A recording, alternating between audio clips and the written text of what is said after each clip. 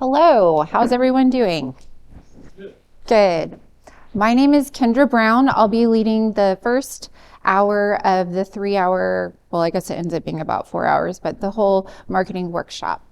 And also with me for session number 2, we have Lyman Savy. You all have these cards with each of the presenters on there, so that if you have any questions afterwards, if there's something that you didn't quite get to do in the workshop, you know who to reach out to for each thing. So Kendra Brown, I'm an owner-operator of a Buy Here, Pay Here dealership in Houston, Texas, and also just launched a marketing company. Lyman Savy, am I saying that correctly? Savvy. Savvy.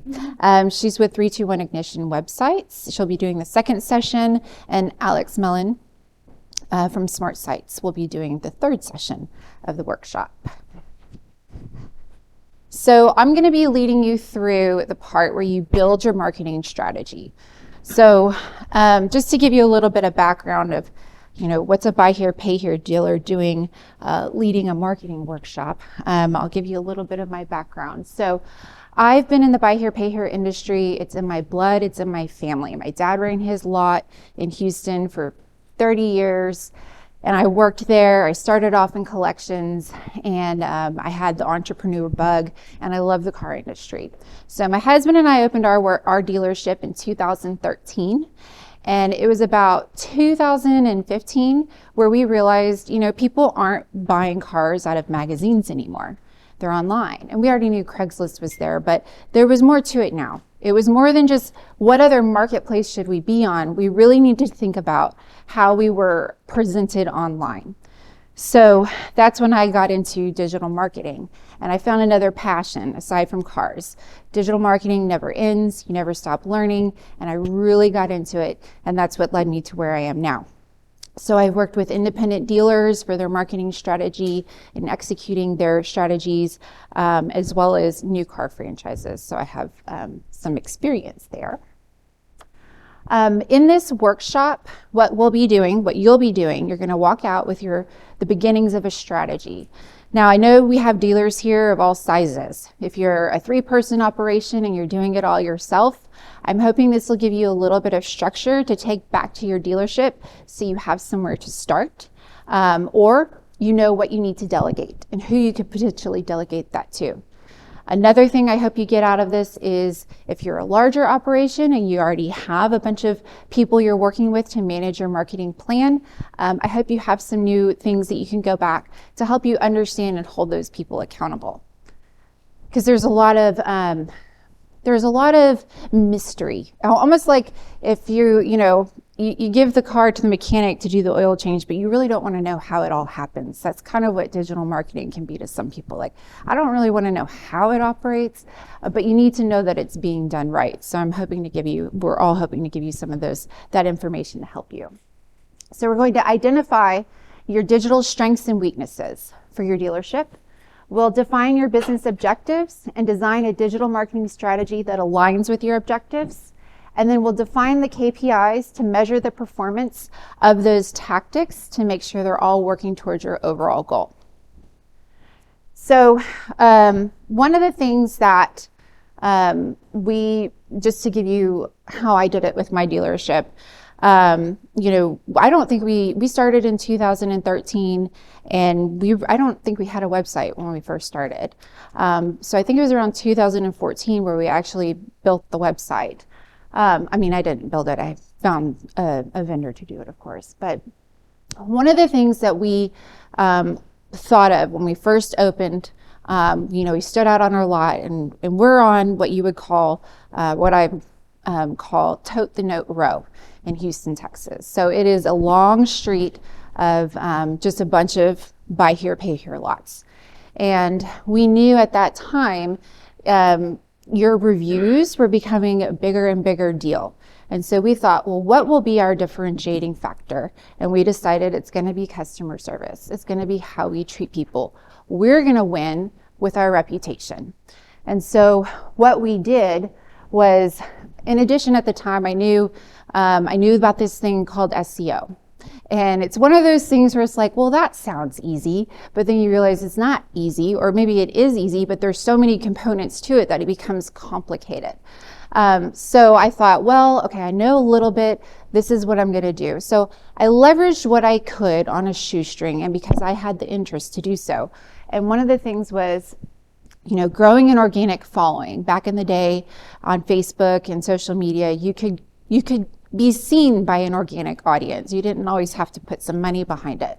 So we built our following simply by printing out a business card, and it said on the back, it had all of our handles for those things, okay, for the Facebook, and to write a Google review. We had on our homepage, we had a link directly to the Google reviews so we could build our reputation. Well, that got us noticed, okay, and we started getting these awards every year for our excellent customer service, which also gave us a little SEO value there because it would link back to our site.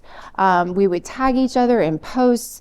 It was just a way to leverage these organic things. And then this, if you Google, this is an example of my, if you search up Brown Family Auto Sales, I dominate the whole first search page. I dominate it. It's all of my owned media channels, my Facebook, I have my Google profile over here, which takes up even more of the search results, okay? So I am dominating for my dealership. And now this is after 9 years, so I've had some time to build it. It takes time to build this relevance for your site. But whenever you're building your digital marketing strategy, if you ever get lost in the weeds, always go back to, is it relevant, and does it build my reputation? Those are the two most important things when you think about how you're going to show up on the internet. So when building your strategy, you want to look at the whole digital marketing landscape.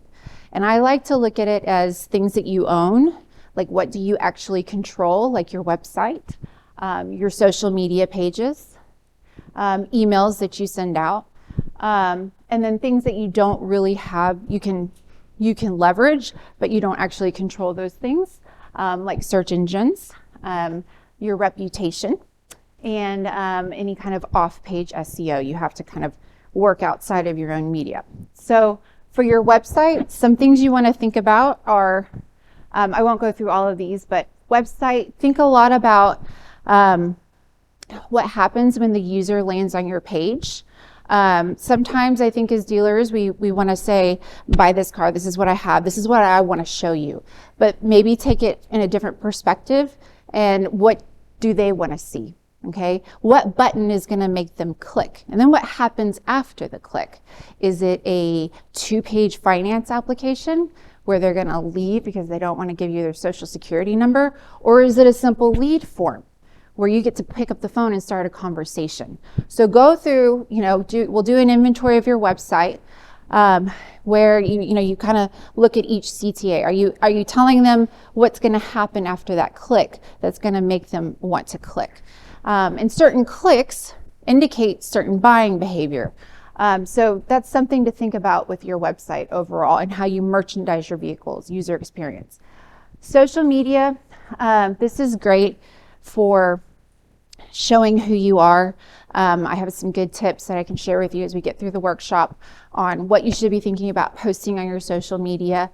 But always remember that social media is about a conversation, and ask yourself, am I leveraging social media, my social media channels, to start or continue conversations? If someone messages you, are you reaching back out to them 3 months later? Hey, did you find that car? What are you looking for now? How can I help you? You have all of those contacts.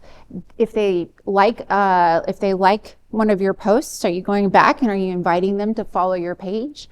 Are you reaching out to them? It's a conversation. It's an opportunity for you to jump in the buyer journey wherever they are.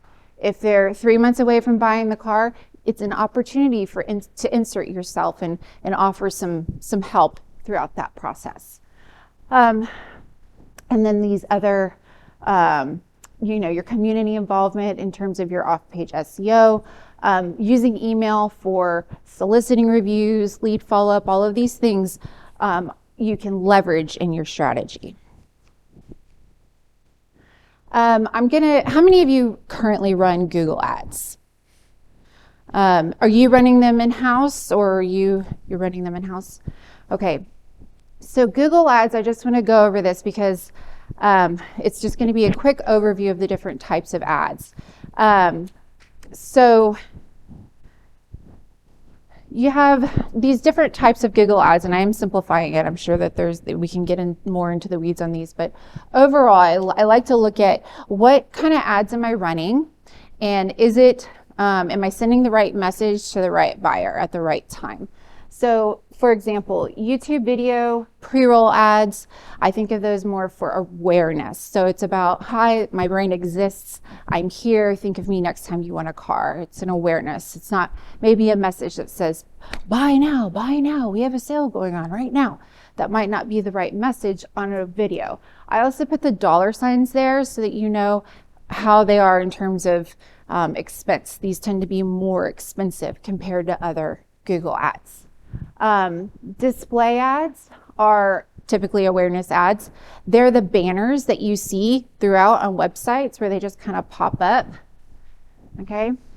And maybe they change out. And these are usually measured by impressions. How many impressions? How many people saw this?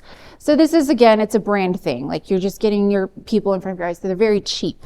Keep that in mind. Okay, so if someone comes to you and says, I want to do banner ads, and I want to charge you $10 per impression, no. We're talking $1.25 or something like that. They can be very cheap. And then consideration and conversion. Now, these are people who are like, okay, I'm picking my dealership. I'm looking for my car. I'm picking out my car. So here you have search ads, and these are where you can run all kinds of tactics for these search ads, but they can be keyword based, or you can use one of Google's optimization type campaign bidding. There's a lot you can do here with bidding, but it's an auction. Okay, so just remember that all of these are auction based. So you can run search ads. They're all text based ads. That's what typically is referred to as search. But you can run these on the display network as well. So you can still show up wherever Google has display options. Like this here is from YouTube. So if someone searches up a car type in YouTube, you could potentially have a search ad, and those tend to be the cheapest if you think about cost per click. And then finally, we have conversion. So these local search ads, these are the ads where you show up in the map. I love these for car dealers. I love these for buy here, pay here dealers, especially because our buyers will go to multiple dealerships. They're going to have to go to multiple dealerships. So when they're looking at their map and they're looking at, okay, I'm going to the XYZ dealership, you're going to pop up in an ad on that map. So I love these ads for us, for buy here, pay here. So that's a brief overview of that.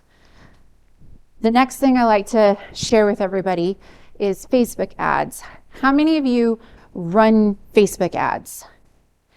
How many of you boost posts? Okay, so Facebook ads, Facebook has like a front end and a back end. And I didn't start my timer, I should have. How am I doing on time? I'll keep it back. Okay, thank you. Facebook ads has like a front end and a back end. And it's very easy to inadvertently mess up your back end. And so-and-so owns it, but they opened my account 10 years ago. And how do I've dealt with it all. So Facebook ads, and then there's boosting, and they're two different things. So if you're doing it, I have no issue with boosting ads, but I want you to be aware of this. If you're a 3-person operation and this is what you have, boost away, that's fine. But let's pay attention to what options you have. When you boost a post, Facebook is going to give you the option. Do you want to do awareness, consideration, or conversion? Okay? They do not give you all of these options. Okay?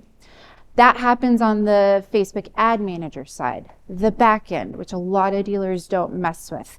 That's usually like a third party or an agency or something like that. But the awareness ones are really cheap. And it's impression based. It's just like, I want to get in front of as many eyeballs as possible. So it's not really the time to send that, I have this car right now, buy it. That's not really the ad type you want. You're going for the conversion. If you want to say, I have this Impala that I want to get off my lot right now because it's 120 days old, I got to get off my floor. You want a conversion, okay? And those tend to be a little bit more expensive because you're specifying, I want an action. I want you, Facebook, to go out and find the person who's going to take the action that I want. So consideration is next. These are nice.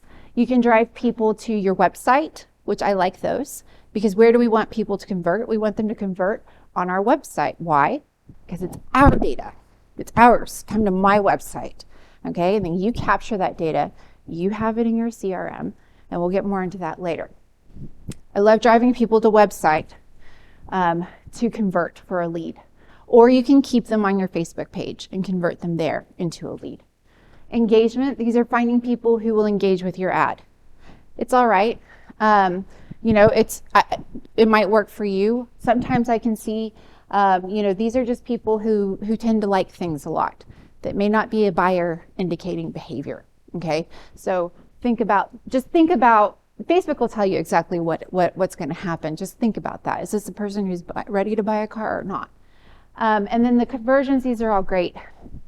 Lead generation is finding people who will submit information. So if Facebook says, do you want to do a lead ad? Just know they're going to enter their name, their email. It takes them through a longer process. The more friction you have, the bigger chance you have of losing that person. Okay, so just think about that.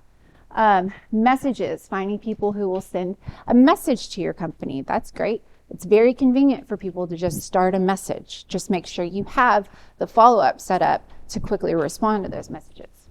And then another type under the conversion category is defining a conversion. I want someone who's going to make a purchase, or I want someone who's going to do XYZ behavior. The conversion can be anything really. And then finally, our catalog sales. And this is the solution for our access to marketplace going away as a business, okay? You can show your inventory, okay? If you have your inventory going to your Facebook page, which is usually coming from your web provider, you can run your ads as a catalog. You can run it as an ad. You can run that on Marketplace as a banner ad. So you can still show up next to all the cars that are being sold from a personal perspective. So you have all of these tools available to you. There's a lot available to you. So this is the part where we're going to do the workshop. We're going to start with a little audit. One of the first things is understanding your buyer. Now, I know we really think that our buyer it's simple, right? They're looking for financing. That's what we're selling at the end of the day. But let's think a little bit more about that buyer so that we can get the message just right. Because your buyer where are you from? Georgia. Are you near a city? Yeah. Okay, like a metropolitan area is going to be different than, where are you, sir? Chesney? It's like a not so metropolitan area, right? It's going to be different. So the first thing, you have a piece of paper, everybody. This is also in the resources, so you have it digitally and printed. Is we're going to talk about our buyer. So this is where let's brainstorm. Let's write. The first thing you need to do to understand who your buyer is, okay? Let's characterize them. We're going to create a persona, an avatar. So characterize your type of customer that you currently have or that you want, okay? Give 3 types. So is it the person who's on a fixed income and they are trying to get in a car with a certain weekly payment? Is it someone who, maybe you're in a college town or a town where you have a lot of first-time car buyers who are maybe looking. So let's just take a minute and write down some what our customers look like. And then after you do that, after you figure out what one person looks like, what's their problem, then what do you think they need at a car dealership? What are they looking for when they come to you? Is it really financing? Do you really think at the end of the day that that's what that's the value they want? Is it really that they really want, a Ford F-150? Is that it? I don't know. People make decisions based on emotion. I'm going to bet that trust plays a role. Trust of the dealer, trust of the car. Anybody want to share anything that a type of customer? Do you? Yeah, I will. It's okay, I won't put you on the spot. I just put 2,500 net income plus year on the job at 550 to 600 credits. I literally just wrote the same thing. Okay, what value are they looking for at a dealership? When they leave the door, are they getting all that? Is that what they want? Is that the value? Is that what's going to make them sign the paper? Okay, I got 2,500. I got my car for 2,500 down. I'm good to go. That's it. What do they want? Why are they there? I've had someone message me. They have the down. They have the. I mean, people all the time are in the message box on our social media. I want to know. I really want to know before I get there because I've been screwed over so many times. I want to know if you're a dealer that I can trust. As you're selling us marketing, why don't you tell us what our customers are looking for? Yes. What do you bring to us from a customer? I mean, you know what their research and what they're looking for. We're the dealers. I mean, it's a little different from our perspective. We all want that customer with 2,500, 3,500 down, 2 years on the job, 3 years in the area. Mm-hmm. That's Well, I put net income. I didn't put down payment. Net income. Net income is 2,500. That's what you want, or that's what they have? That's what I want. Okay. I mean, that's what everybody just Yeah. wants. Yeah. What is the customer wants? They're not asking for Because Paris for life. Right. No, it's not. It's my not. question is it can you get me down, how much do I need down, and what's my payment? Uh-huh. Those are like the three barriers to from a buy here, pay here standpoint. So I kind of want to, what do you think that we should be looking for versus what we want? It's not about what you want. I mean, it's what you want. You want that customer, but what does that customer want? If you can't if you can't give that customer what they want, they don't want to find someone who wants them to have what you need them to have.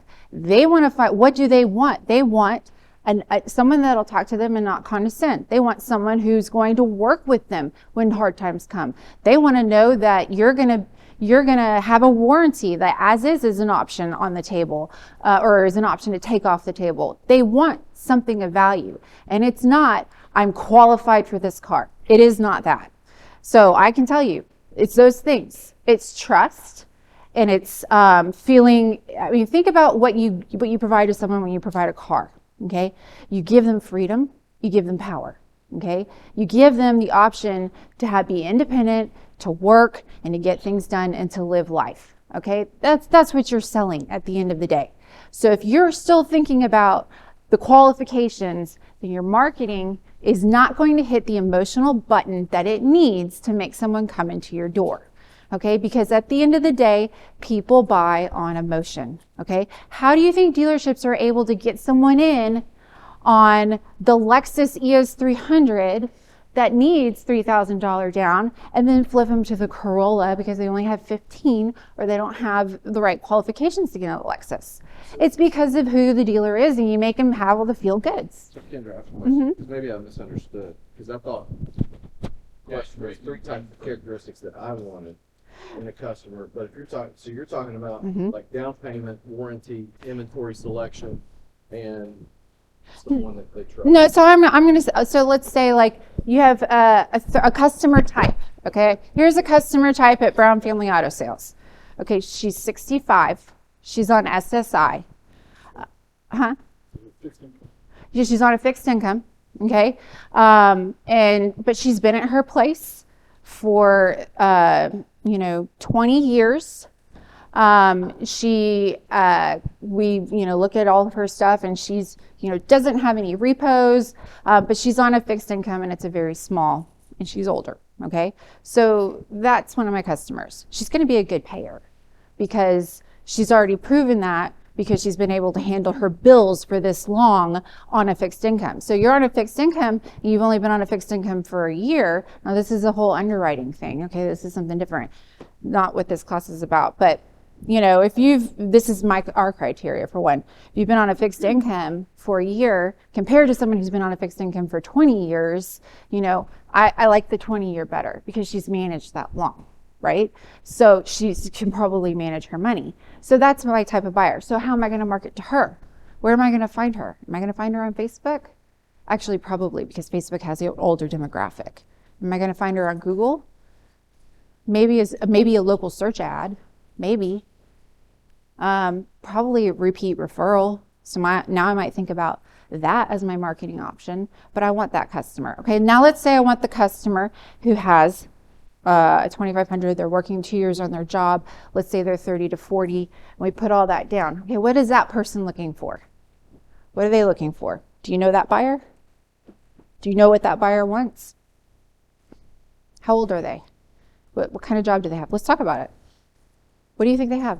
What kind of job do you think that person has? Repeat. What area are you in? Well, I'm in Memphis. You're in Memphis. Okay, so you want someone who makes $2,500. They've been on their job for 2 years. And a 650 credit score? 550. 550 credit score? Okay. And you have the inventory for this customer? How much do you want down? Anywhere between 500 and 25. Okay, so I'm guessing. On the car and PTI. Okay. So I'm guessing that this person's like mid-30s. Would you agree? Probably late 30s to mid 40s. They probably work in distribution or logistics Mm-hmm. in some form or fashion. Okay. So what's important to them? $20 an hour. What's important to them? What value are they seeking? I think reliability of the car. Reliability of the car. They probably can afford to be a little bit more choosy about the type of car. Maybe lower mileage. Maybe they have a specific type, like a truck or an SUV in mind. So you think about, they have more criteria. So let's think about how we market to that person. What's the message we're going to send to that person? We're going to talk about reliability. We're going to talk about our warranty. We're going to talk about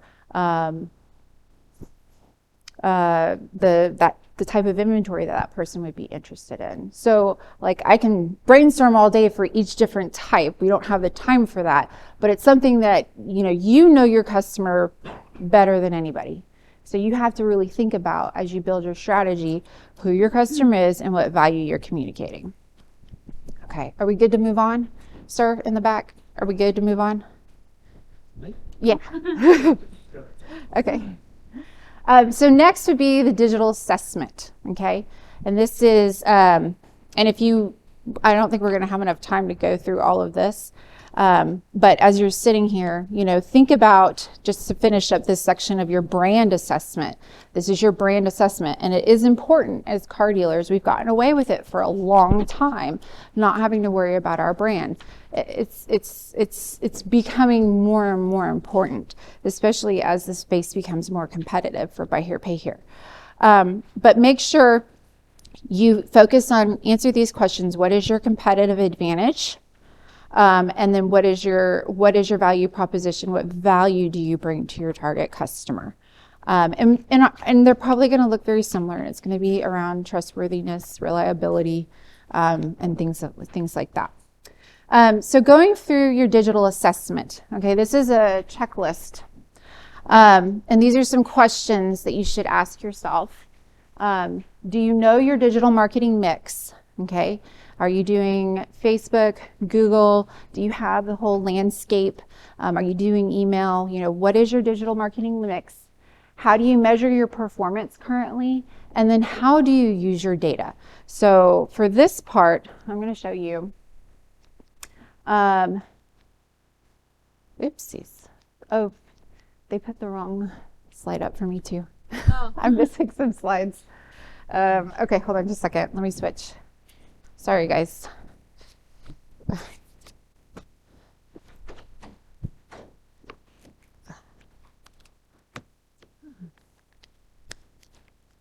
Okay. noise. Can we see? Okay. Okay.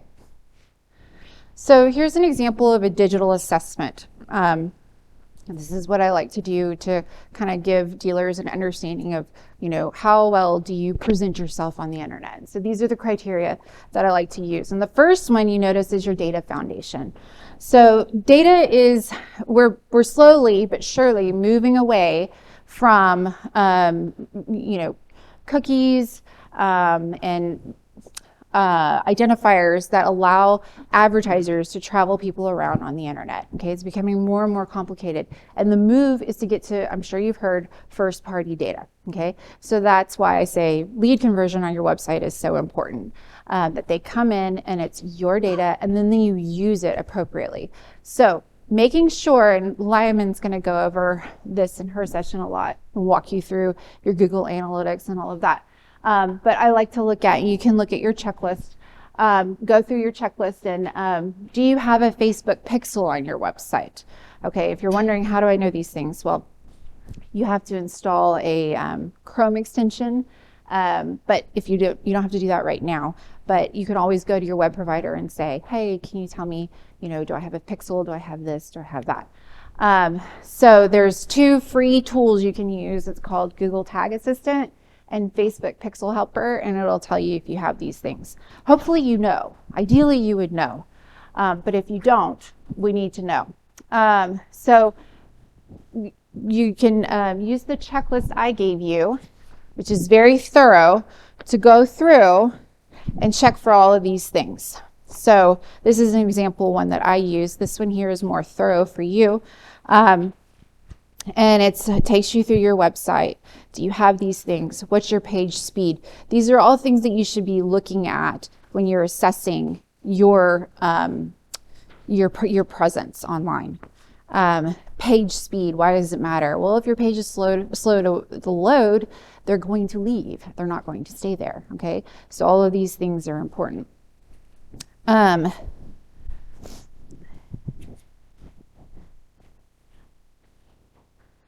So for the strategy part, okay, does anyone have any questions about the checklist? Can any of you go through that right now and do you know the answer? Do you have any questions about the checklist? Who are you using currently for page speed? You can use, there's like a page speed calculator that's free. I just Google it. You can use that.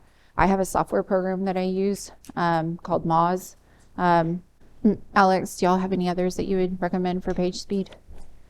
That's my site from Google. Yeah, that's the best one to use. Yeah. Yeah. Mm-hmm. Yeah. Your Google Search Console, hopefully you have access to that. If you have analytics, you should use the same login to access your Google Search Console, and where it basically gives all kinds of information about your website. It's free. That can answer. The one thing to note is that your website actually might be fast, but if you have a bunch of third-party widgets installed, then that could actually hurt your website's load speed. And your website provider can't do anything about it because it's not their code. So just be aware of that. So yeah, and that's something, going through the audit, a lot of times what happens with dealers, especially, with dealers in general, if you use a third party, they'll come in, they'll get you set up, but they don't care about taking the stuff off, okay? They'll leave their scripts there, and why should they, honestly? So they, that's not my stance on things, but I can see if you're leaving them, they may not clean up very well, okay? So you might have some scripts that are there, like Lyman says. And then looking at your social media. But why would I need a LinkedIn? LinkedIn is great because it's another owned media channel that can help you show up in a search result. It also is a good way, if you do grow, if you have growth on your mind, it gives you some credibility as an employer to people who are looking to work for you. So there's no harm in just having a LinkedIn page and putting a cover up and putting it there. You don't have to do anything with it. And TikTok, do it. Get on there.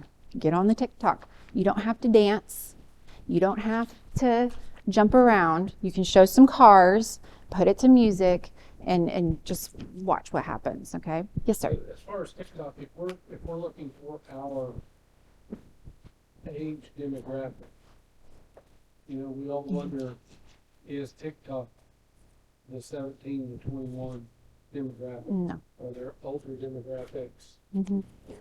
Yes, I would say that you have a very large demographic in terms of who's engaging on there. I would say it goes all the way to, maybe stops around 45, I would say. If that. Now, they're not going to be the ones doing TikToks necessarily, but they're watching. And there are people on there that I think TikTok is great for influencers. Like if you're going to partner with an influencer, someone who has a big following, which for us isn't probably going to be a tactic.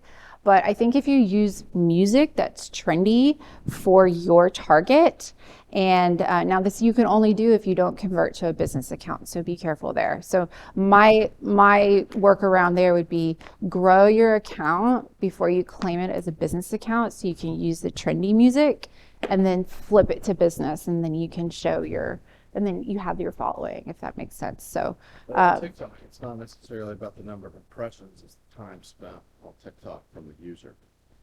the time spent on TikTok Yeah, for what? I mean, they spend hours and hours and hours on TikToks Mhm. scrolling through. That's the real benefit of the ads and stuff and engagement on TikTok. It's not necessarily the number of impressions. It's the time that people spend on it for branding, for your awareness of your dealership. Right. But also what I like about TikTok is you can use those same video content and put it as a reel on Instagram. Reels are great for getting a following. If you want to attract people who, if you just have an Instagram page and you post to it, you're probably not going to get much visibility unless you go out and say, hey, follow my page. But if you want to try to get a bigger following, I think reels are great. Thank you so much. Okay, we're moving on. Reels are great and you just take that video from TikTok and you can link your Instagram and your TikTok, and it'll automatically take you there, so you can put it up as a reel, and then it can go to Facebook, and then you have it everywhere. Yes, sir. I think TikTok is great.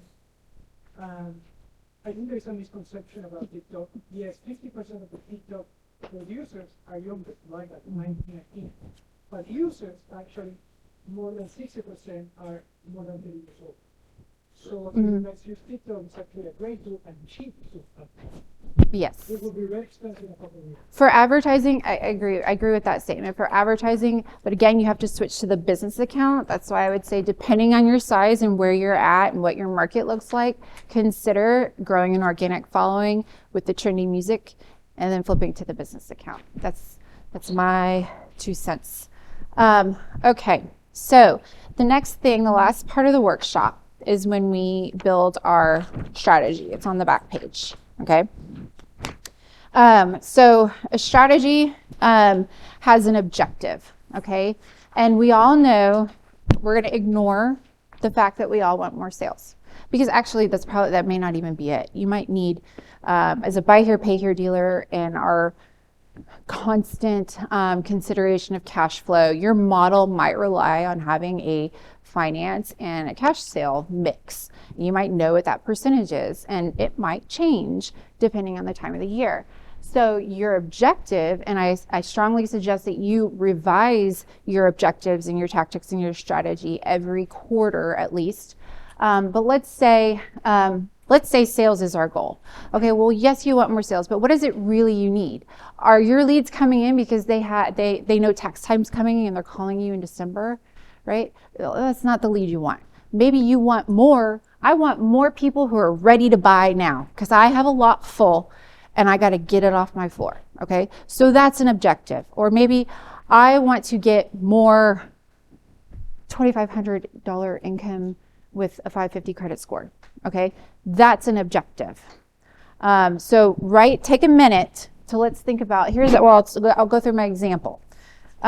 So if you think about my objective, I want more in-market buyers. My tactic, I'm going to choose from any of the things that we've talked about, or maybe something you already have in your arsenal. What do you want to use as your tactic? Maybe if it's reputation, okay, maybe I want to launch a campaign where I get people to leave a review before they leave my store. Okay, that's a tactic for building your reputation and getting more reviews so that you can get above a 4.0 on Google or something like that. So if you're building your strategy, if you're doing it here now, go ahead and write some objectives, 1 or 2. And then we'll go through all of this. But here's an example. And then the KPI would be what's the number of leads that I generated from this ad, okay? It's not going to be the number of sales. I want to know the number of leads, because if you go directly to sales, well, now we have to really assess what's going on with your internal processes. And that's a whole nother thing for another day, is what happens after the sale? What happens when the lead comes in? Is your follow-up good? You know, so that's another thing to consider. This is just the marketing part.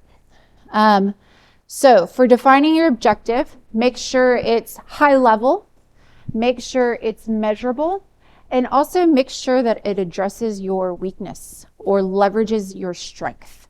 So if you have a great reputation and you want to spend less on ads and generate more referral business, then, you know, this is going to obviously be where you try to, you create a strategy to leverage your strength, which is a good reputation. Maybe you have a bad reputation. Okay, so now we're focusing on our weakness. So we're going to use tactics that will help build our reputation. And then for selecting your tactics, okay, each thing should go with, you should make sure you have the message and the content for your target buyer, okay? So I want to generate new business in the 25 to 40-year-old range, you know, I want them to have, let's list some other characteristics. Well, okay, let's try TikTok, okay? Maybe TikTok is where you're going to go. So you have to think about the kind of content you're going to put on TikTok and the kind of music they might listen to. So make sure you know who the audience is, and then make sure the content aligns with the message you want to put out. If you want to be a trustworthy dealer, do you think they want to see you doing a very popular dance on TikTok? Probably not. They want to see something else, okay? So think about that. I think, you know, what is your image that you're trying to put out? Trustworthiness is probably it. So here's an example of this is a marketing funnel and a budget allocation that I've used for a dealer. They had a lot of money to spend and we had to spend it. So that's why we put so much in awareness, okay? I would not recommend this for you guys, but I just want to give you an example of the different stages of the buyer journey. Keep in mind, it's not linear, okay? They don't come into your funnel and then go all the way down. They might come in here, leave, come back here, okay? It's an all over the place thing. So think about where they are in each stage and what your goal is, okay? So if your reputation is your goal, you're probably more in the awareness phase. But here's an example of the funnel, okay, and how you want to touch your buyer with all the different tactics, okay? So here's a tactic. I need to improve my Google reviews, because what do people do when they search you up? They look at your reviews, and that's going to tell them if they want to go to your dealership or not. That's the first, or if they're going to call you, okay? So that can be a buying behavior. I'm ready to buy. I'm looking at your reviews. Or maybe the GMB ads, the local search ads we talked about, where you show up in the map while they're driving around, okay? And so these are some examples of things that you could put in for your tactics. And then finally, your KPI needs to match the thing. It needs to match the tactic, okay? So if your goal is to build your reputation, and you're going to work on your reviews, you're not going to, a KPI isn't going to be the number of sales, right? It's going to be the thing that's related to that, the number of reviews you get, okay? Did we reach that objective? That's a key performance indicator. And the way I think about key performance indicators are these are the little metrics that help you get to your bigger metrics. So think about it like if you want to get in shape and you want to lose weight, okay? I know, Like, you know it's diet, you know it's exercise. So you say, okay, I'm gonna walk this amount of steps a day, I'm gonna exercise this amount, this. Those are your KPIs. And it takes hitting each metric to reach the goal. Okay, so think of your marketing strategy like that. You have your goal, which is gonna be, ultimately we know it's all sales, but it's gonna be the objective that you define there, whatever it may be. And then you create your tactics and then the KPIs. So here's an example. You have access to these. So when you leave here, but it's also good to know if you were paying someone else to do your marketing, what questions to ask. So if someone comes up to you and says, I'm doing, we're going to talk about impressions on an ad where they're optimizing for clicks. Well, that doesn't sound right. If we're optimizing these ads for clicks, I want to measure the clicks, right? If I'm optimizing these ads for leads, like a Facebook lead ad, well, I want to know what the leads are, and I want to know what the cost per lead is. So make sure what you're measuring is actually a direct result of the tactic that you're doing. And then ideally it all comes together and reaches that total objective. And if it doesn't, then you change something, okay? And cost per meal, by the way, this is a common way that we measure like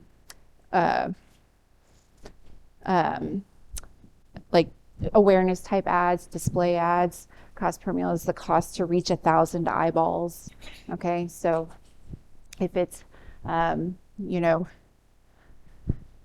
cost per meal, it took $1 to reach 1,000 eyeballs. So if you think about it like that, okay?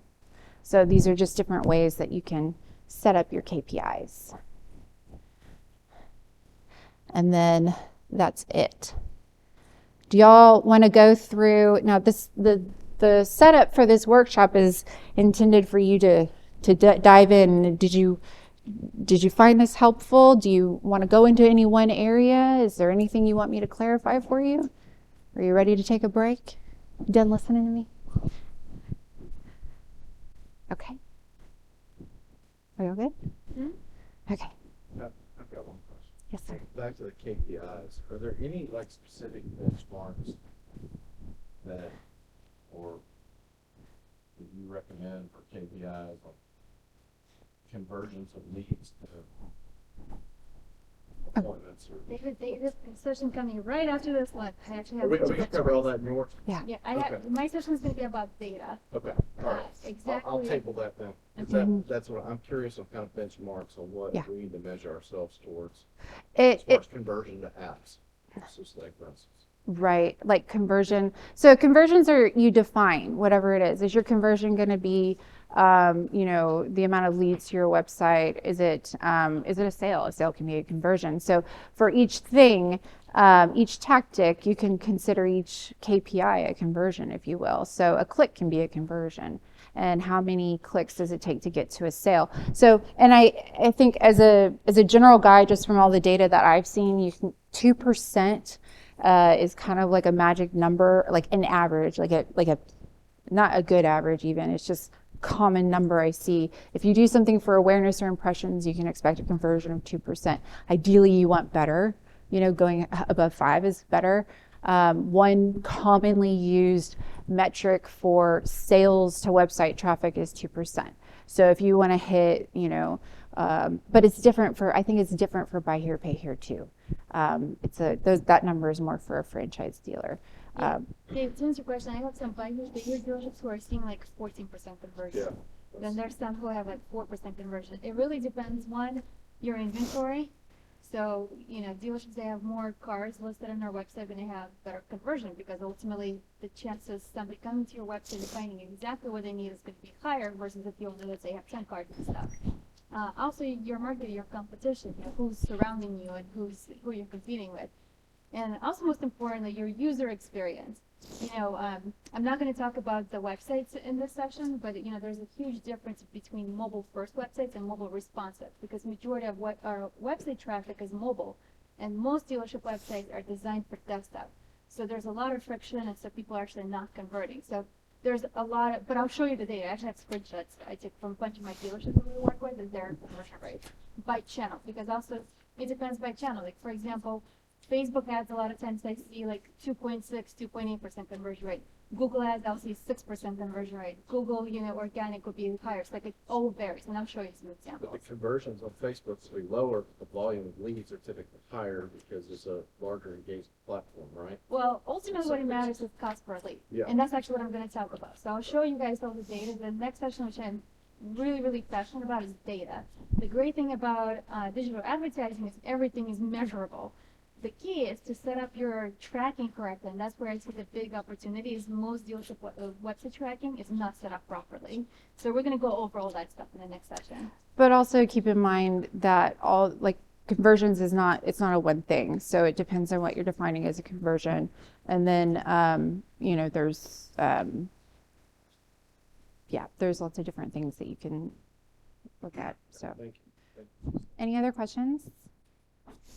Okay. Thank you guys. Hi guys, is everybody awake? Everybody had coffee, tea, whatever it takes? So today we're going to talk about data. The title is Metrics That Matter, What Gets Watched Improves. How many of you guys agree with that? What gets watched improves. Data is the most important thing. With data, you get rid of all the emotions. It's facts. You can't argue data. This is my favorite thing in the world. And the great thing about digital advertising is that everything is measurable, unlike some of the old traditional media. So a little bit about me. Actually, first, let's go over the learning agenda.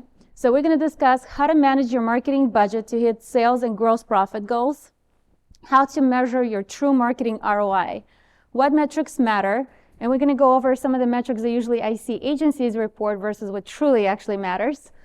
Agencies are going to hate me. How to set up your tracking, what reports, data, and insights you should expect from agency, and where to find your organic search insights.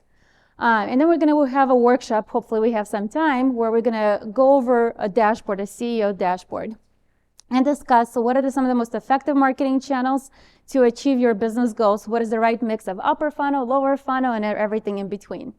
So a little bit more about me. I've been doing marketing for 19 years, almost 20 years. My specialty is customer acquisition. So it's whether generate a lead and pass it to a salesperson to convert, or how do you get a customer to buy directly online without actually speaking to a salesperson.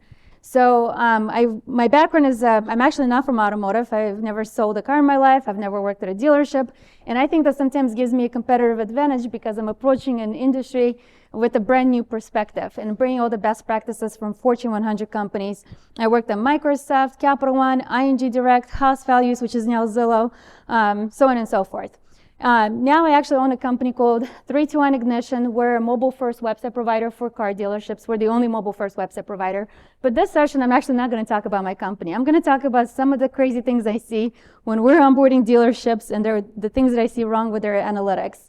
And also, a lot of dealerships always come to me for advice. I'm actually a board of advisors for some of the buy here, pay here dealerships. And they always ask me, like, Lyman, what would you do with this? What would you do with that? Because my specialty is media. I spend, over 100 million on upper funnel, lower funnels, everything from Google ads, Facebook ads, TV ads, out-of-home ads. If it exists, I've done all of it, and at a huge scale. So I have a lot of key learnings. One of my key learnings, actually a case study I want to share with you guys, is when I worked at Microsoft, I was in charge of Office 365, which is Word, Excel, PowerPoint, the most popular product, their cash cow. And I was hired there to do their customer acquisition because that's my specialty. So the goal my manager gave me was 320,000 subscribers in year one. And my responsibility was actually paid media. I was in charge of all of their Google ads, all of their Facebook ads, anything related to paid media. But that year, I actually ended up almost doubling their goal. We acquired 530,000 subscribers at $47 cost per acquisition. And the way we did that is, of course, a lot of testing. Paid media was a big part of it, but also website optimization, landing pages, but most importantly, analytics. How do you improve and double your conversion rates if you don't know where the plane is heading? So I'm an expert at data analytics, and I'm a total data nerd. So let's get started.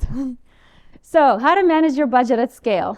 So the two most frequently asked questions I get, literally every single time, hey Lyman, I want to get to X car sales per month, let's say 100 car sales per month. How do I get there?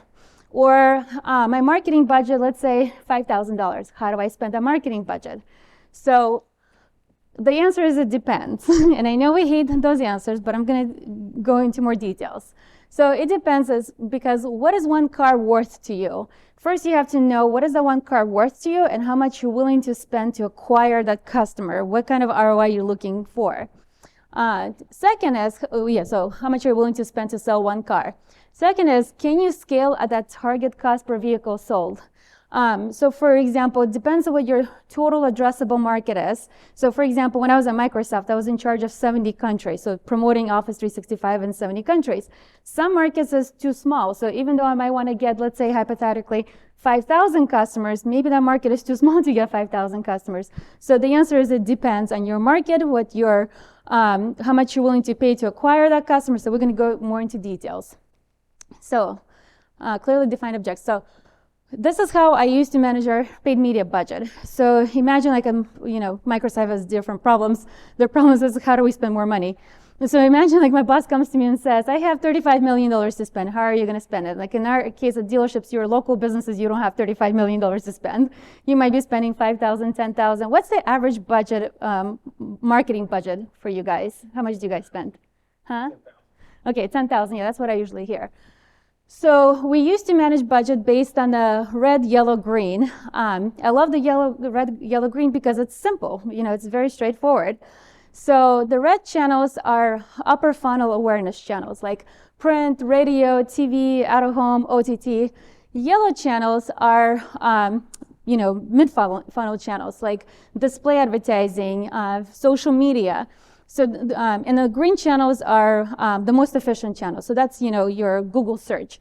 The biggest difference between those channels, let me see, do I have a pointer here? Is there a pointer? Whoops. Maybe not. Okay, I don't have a pointer. Maybe I'm looking at the wrong direction. Anyways, so the green channels, think of it as pull channels. Those are the channels where you're fulfilling demand.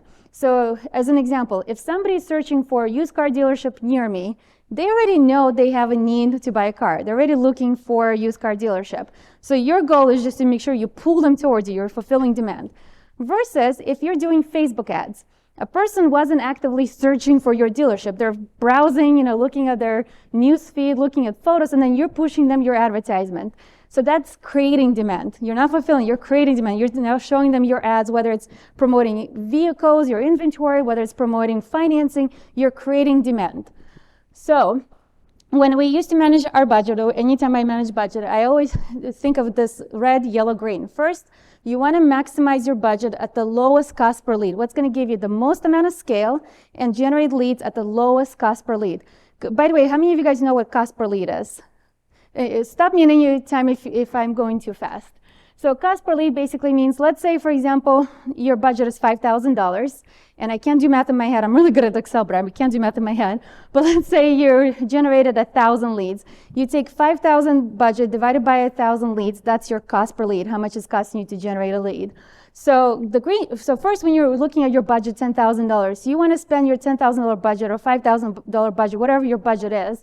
What's going to give you the most amount of leads at the lowest cost per lead?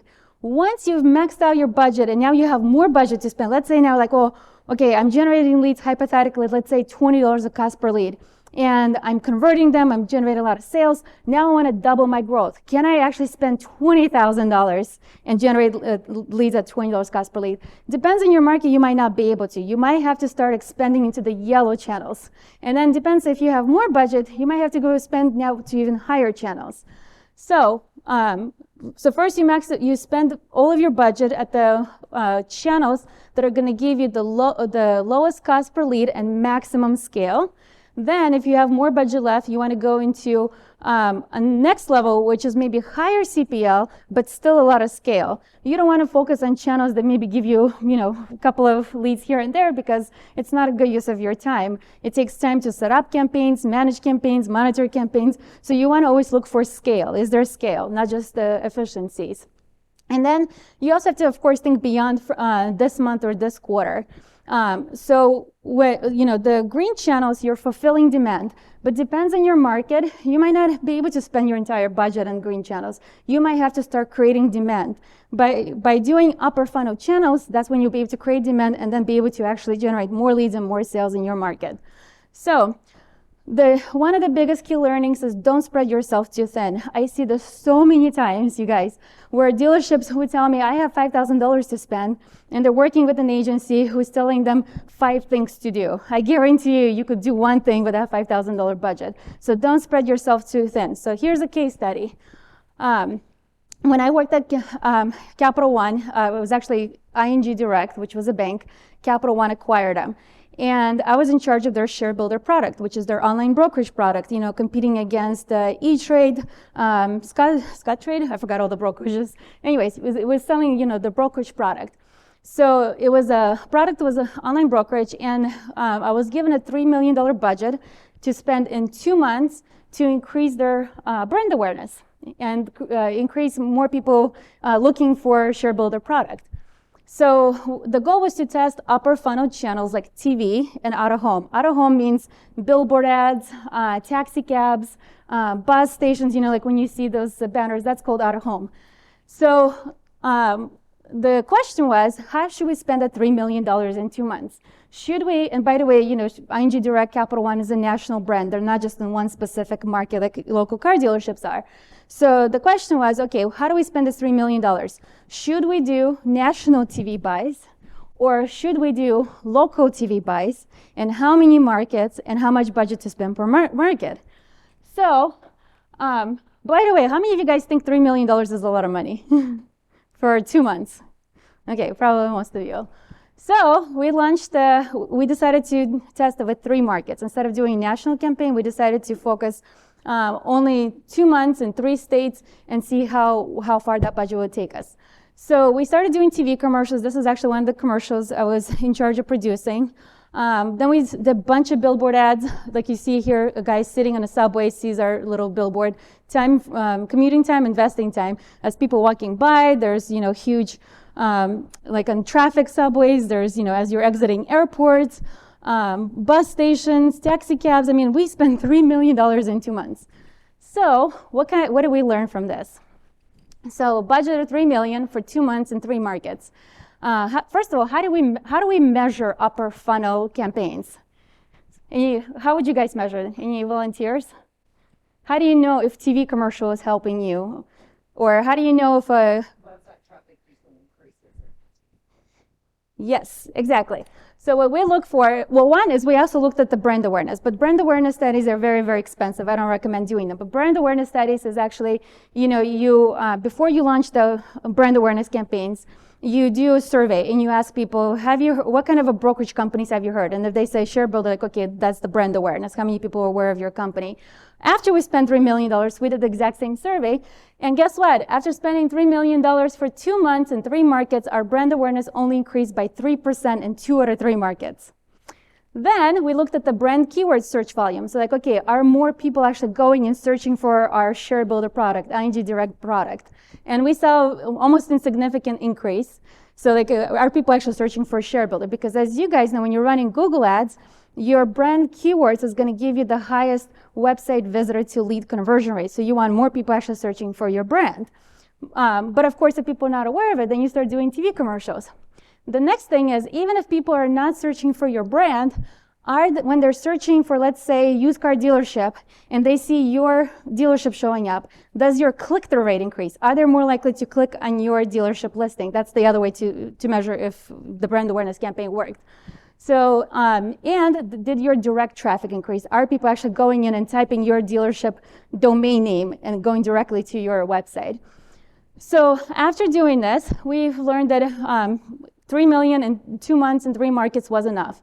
We spread our small budget across too many markets, too many channels in a short period of time. That means we didn't reach enough people enough times in a longer period of time, because brand awareness is all about reach and frequency. How many people did you reach? How frequently did you reach them? And over a long period of time. So the key learning for you guys, the reason why I'm sharing this is because I talked to so many dealerships where they would always get me involved with their marketing agencies. Their marketing agencies hate me because marketing agencies a lot of times will try to get you to spend your small budget doing YouTube ads and TV ads and radio ads. Don't do it unless you have enough budget to do it consistently for a long period of time. It's a waste of budget. Focus your budget on the lower funnel channels where people already know they have a need and you're just fulfilling the demand versus trying to create a demand, unless you have enough budget, because otherwise you're just wasting your money.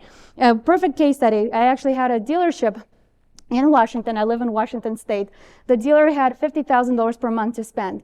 His agency was only spending $1,000 in Google ads and about $15,000 doing radio ads and YouTube ads. That is a waste of budget. $1,000 in Google ads, and the rest of it they were spending on YouTube ads. There is no way they were going to increase their brand awareness spending $10,000 per month on TV ads. It's just a waste of money. So the one thing for you guys to know is when you're doing upper funnel, you need to look at the TRPs.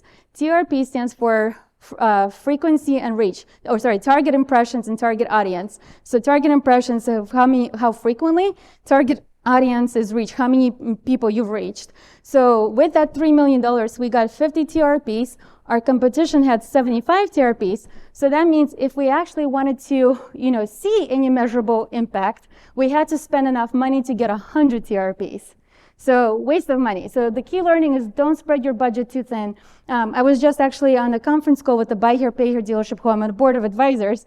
And he was sitting through a presentation. He's evaluating new agencies. And his agency, it's an hour and a half long meeting, which is a very long meeting. And they're going through all the things that he could be doing. He should be doing Facebook ads, display ads, and YouTube ads, and OTT ads. And I'm like, it's such a waste of time. Why are we talking about everything you could be doing? What's your budget? Let's start off with what's your budget and what are the most efficient channels to spend that budget. So what reports should you expect from your marketing agencies? That's another most painful thing that I see over and over again. So this is an example of a report. One of my dealerships, Honda of Milford, it's an OEM dealership. We work with OEM dealerships, Buy Here, Pay Here dealerships, independent dealerships, auto groups. So my examples are all kind of all over the place, but it's still relevant because it's still automotive.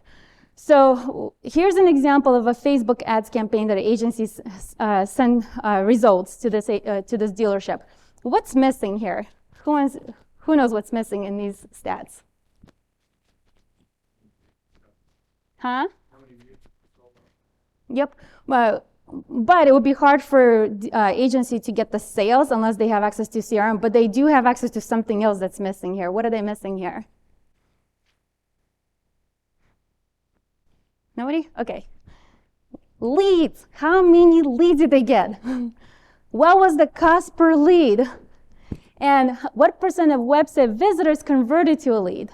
Instead, look at this. They're reporting vehicle views, 260 vehicle views. Oh my God, look, we just spent all your budget this month and you got 260 VDP views. Who cares? Did you get leads? What is your salesperson going to do with those VDP views? Nothing. Doesn't matter. Or look at this. Cost per click, 85 cents. Who cares? I will show you in my future slides where it depends on the campaign, depends on the targeting strategy, depends on what you're doing. You could generate cost per click of 10 cents, of 50 cents. It doesn't matter. How many leads did you get and what was your cost per lead? So if an agency is sending you reports and not actually reporting leads and cost per lead, fire that agency, or at least I would. Hopefully the agencies are not going to see this meeting or this presentation. Okay, here's another example. What's missing here? Leads. Spend. Look at this. Cost per lead. Visitors to lead conversion rate. So look at this. The report says Google CPC sessions. They're basically reporting and saying, hey, we generated 1,200 sessions. Sessions means visitors. I could generate 2,000 visitors, but what's the budget? How much did they spend to generate that? So they're reporting on metrics that don't matter. You gave them a budget and they're showing you they generate this many sessions. Great, but how do I know this was actually efficient? How do I know you're the right agency to manage my paid media? How do I know that what you're testing, what you're learning, and how are you improving? Sessions doesn't tell you anything. And then here at the bottom, they're showing month-over-month trends, which is amazing. You should always expect your agencies to show you month-over-month trends. Because if they're not showing you month-over-month trends, then how do you know they didn't just turn on your campaign and put it on autopilot? What are they actually doing with your budget every single month to learn, to improve, to optimize, and generate more leads at a lower cost per lead? So here they're showing you CPC sessions, basically Google search sessions month per month. But what's missing here is, like, let's say, for example, here in January, it shows they generated 1,280 visitors. In March, they generated 804.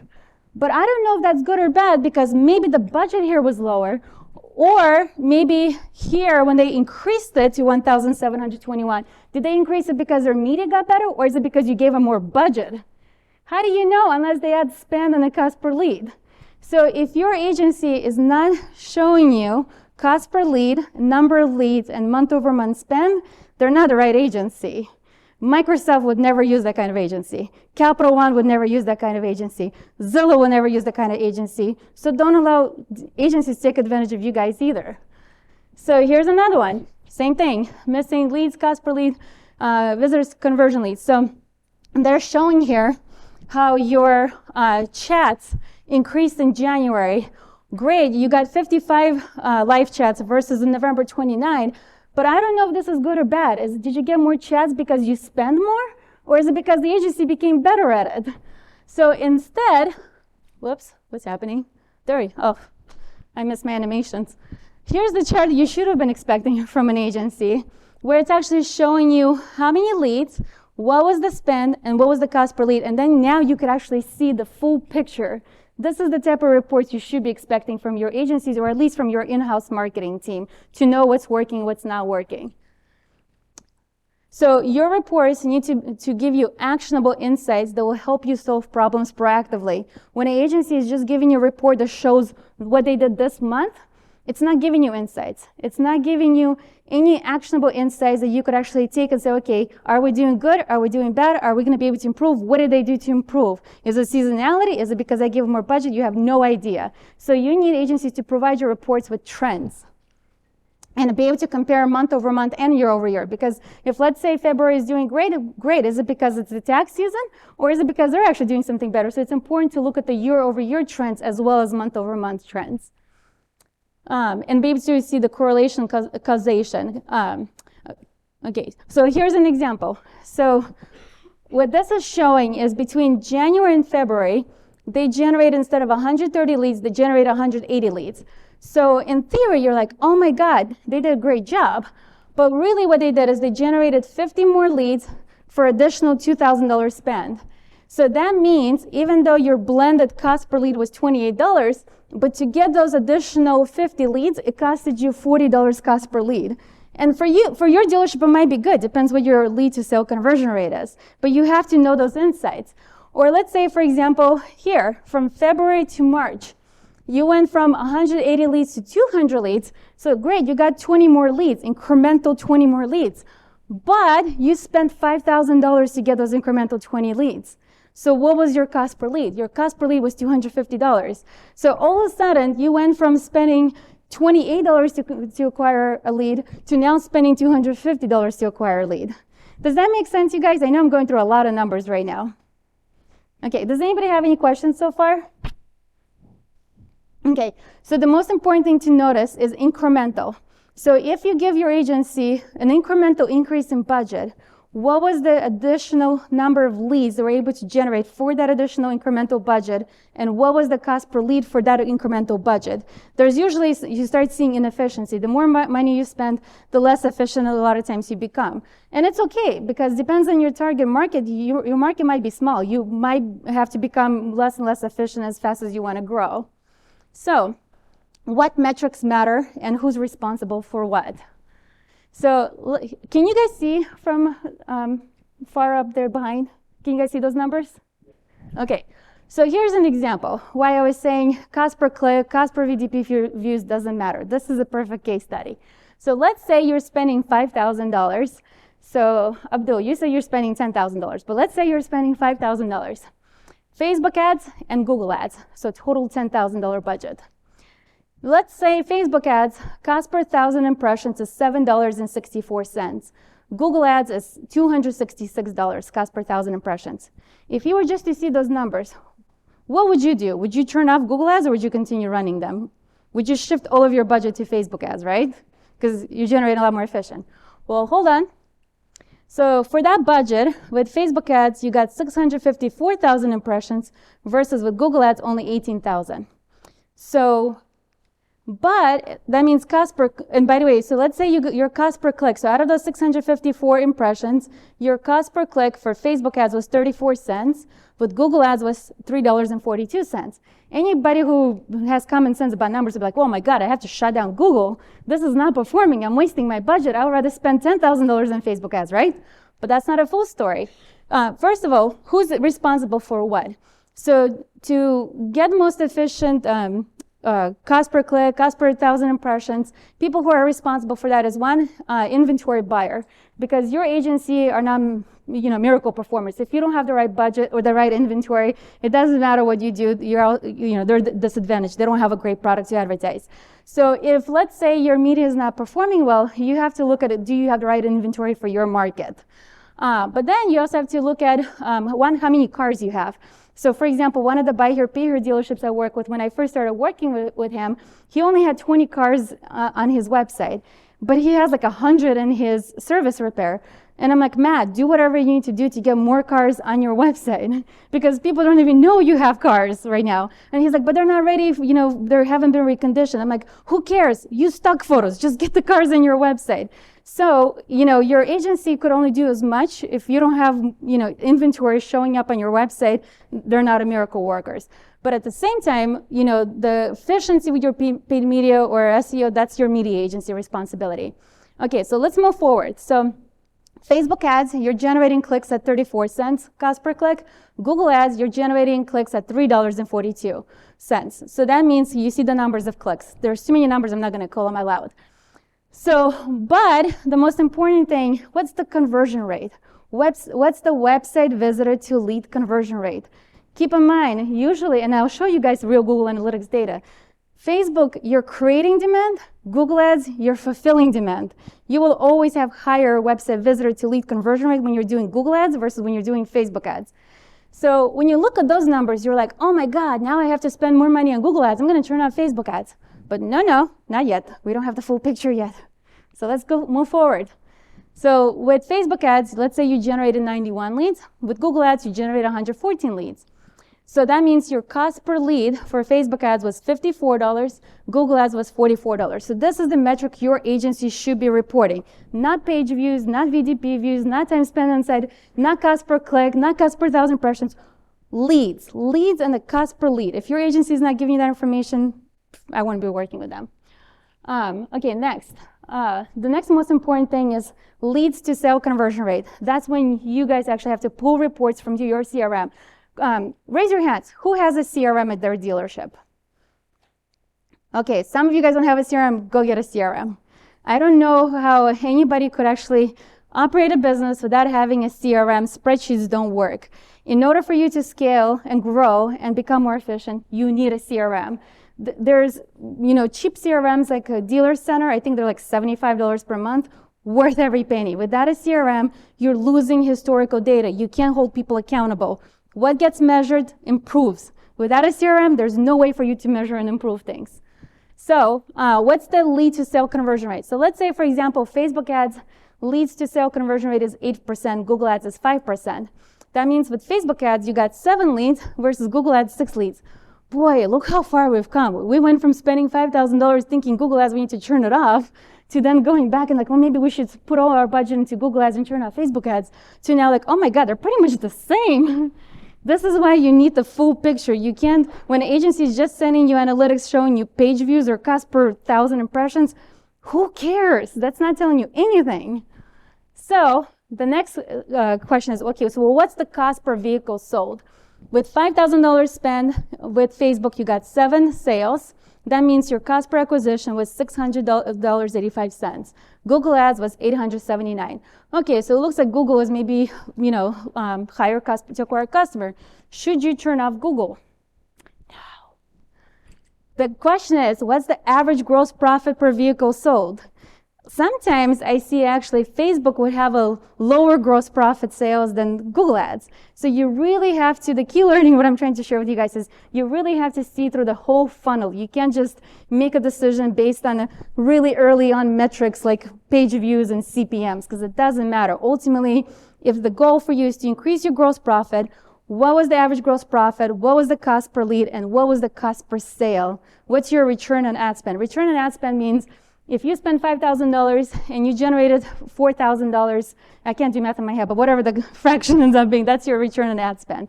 And depending on your business, this might be a great number, it might be a bad number. And then you have to continue testing and optimizing and see how do you improve that number.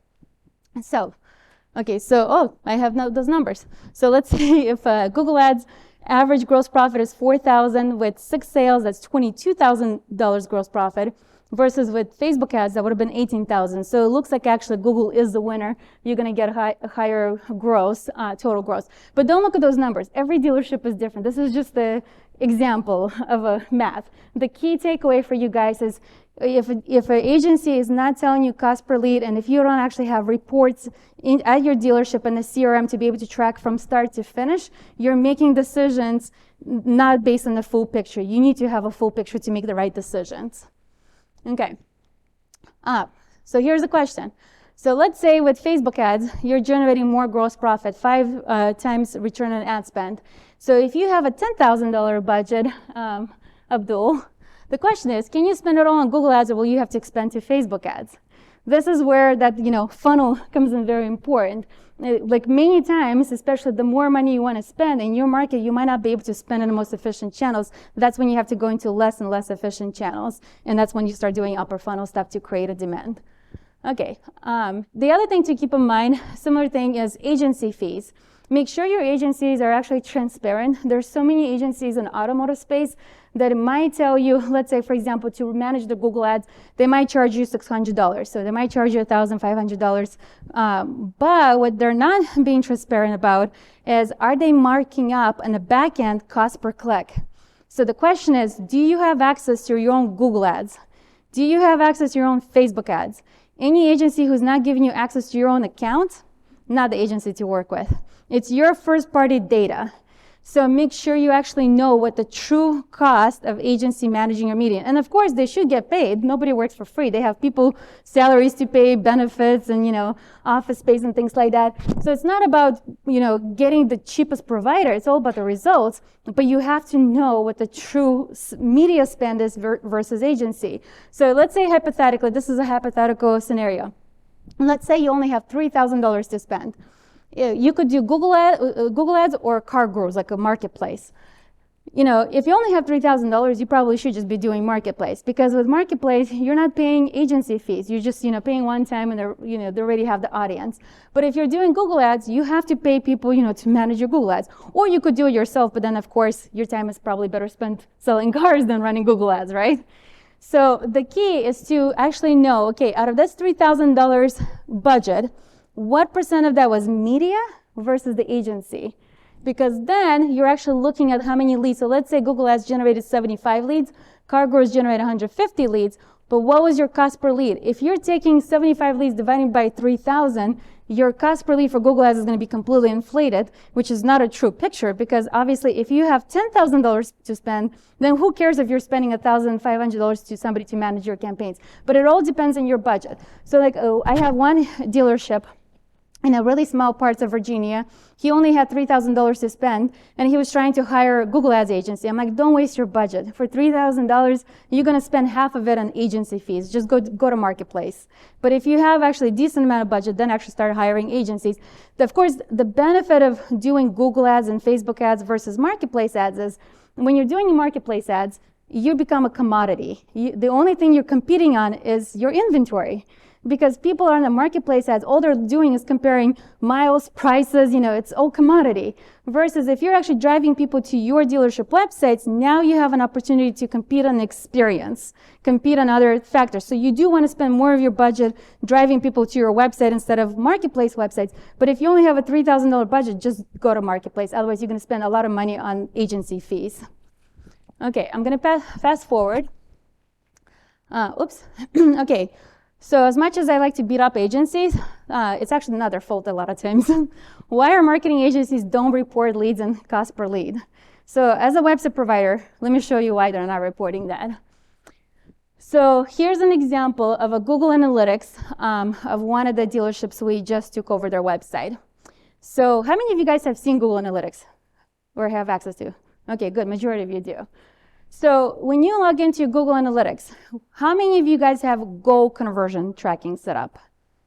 Okay, 1, 2, only 2, 3 people out of the whole room? This is the problem. Goal tracking. Who knows what goal tracking is? Okay, so goal tracking, what that means is Google will track not only how many people visited your website, how many people bounced. A lot of people like to talk about bounce rates. I don't care about bounce rates because, again, ultimately, what it depends is what was the cost per lead. Sometimes some channels you might have a high bounce rate, but who cares? Based on the cost per click, cost per 1,000 impressions, based on conversion rates, your cost per lead might still be low. So it doesn't matter. Ultimately, what matters is conversions. In your guys' case, conversions are leads. And that's literally all I care about is leads. I don't care about how many impressions anybody generated. I care about leads. You can't feed people with impressions. You have to feed people with sales and leads. So look at this. In here, my pointer doesn't work. So in Google Analytics, okay. So in that corner, there's a little box that says all goals. So goals is where your website provider is supposed to go in and set up your goal conversion. Goal conversion meaning set up leads conversion. When people come to your dealership website, fill out a credit app, fill out a schedule a test drive, fill out whatever the lead form might be. And dealership websites usually have a lot of different calls to actions. So your website provider is supposed to set up your goal conversions. The number one problem I see, look at this dealership has 60% website visitor conversion rate. That's never going to happen. Nobody has a 60% conversion rate. Immediately you know something's wrong with this tracking. So then and look at this, some of the channels shows they have 100%, 106% lead conversion. How can you possibly have 106% of people becoming a lead? Clearly their tracking is not set up correctly. So if you click on the goal conversions, look what they're tracking. They're tracking VDP visits, bargain VDPs. How many people visited 5 pages per session? How many people clicked on home pages to pre-owned offers? How many people visited scheduled service? Are those leads or are those visits? So this is the reason why your agency can't actually report to you cost per lead and how many leads they generated. Your Google Analytics tracking is not set up correctly, and that's your website provider's fault. So call your website provider, demand them to actually, that's what they're getting paid for. So instead, here, a bunch more VDP views. Okay, here's an example of a dealership who actually has the right tracking set up. And so they have, out of all the channels, 2.93% website visitor to lead conversion rate.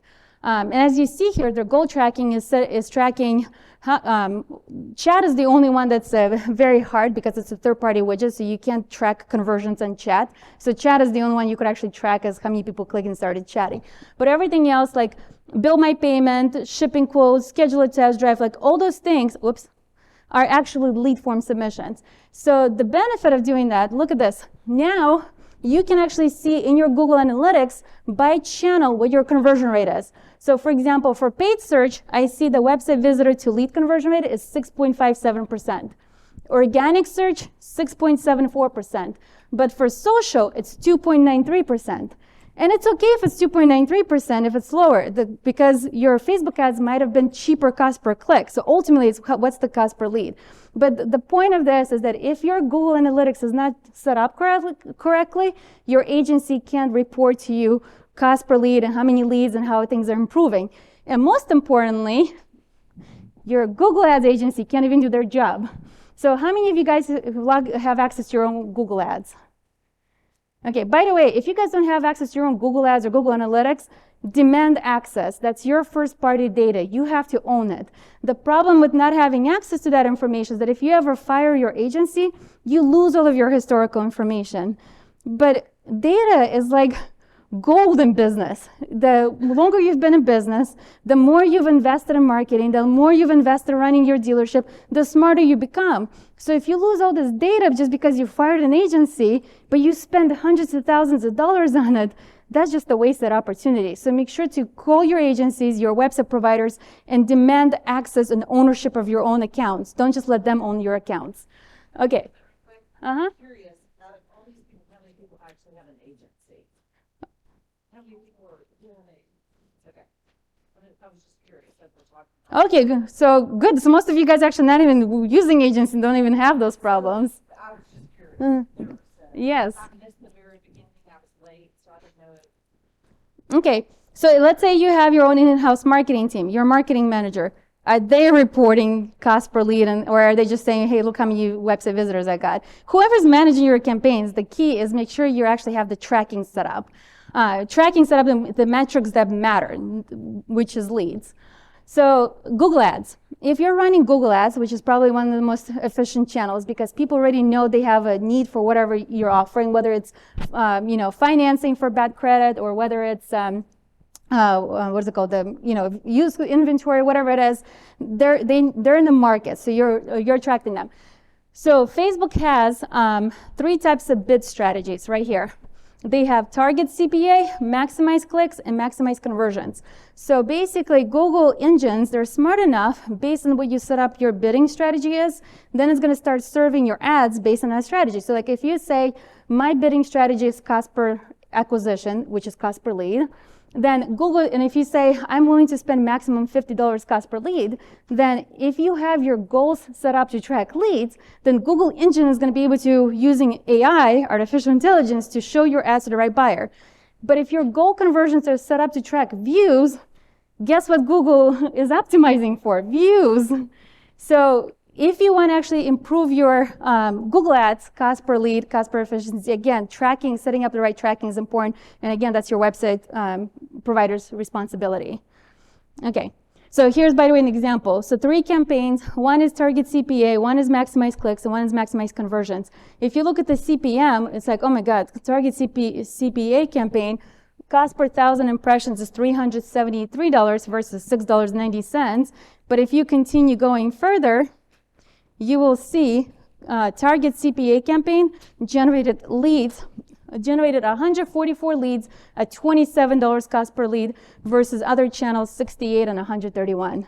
So if you don't have your goal tracking set up correctly, then your Google ads can't even do their job, basically. Okay, so Okay, so is your website designed to convert website visitors to leads? So have you guys heard of a 40-40-20 rule? Anybody? This rule has been around for 30, 40 years or something like that, crazy. So basically what 40-40-20 means is to get 100% success of your campaign, it's based on 40-40-20. 40% has to do with what is your offer. Your offer is vehicle inventory, new versus used, trucks versus sedans, luxury versus,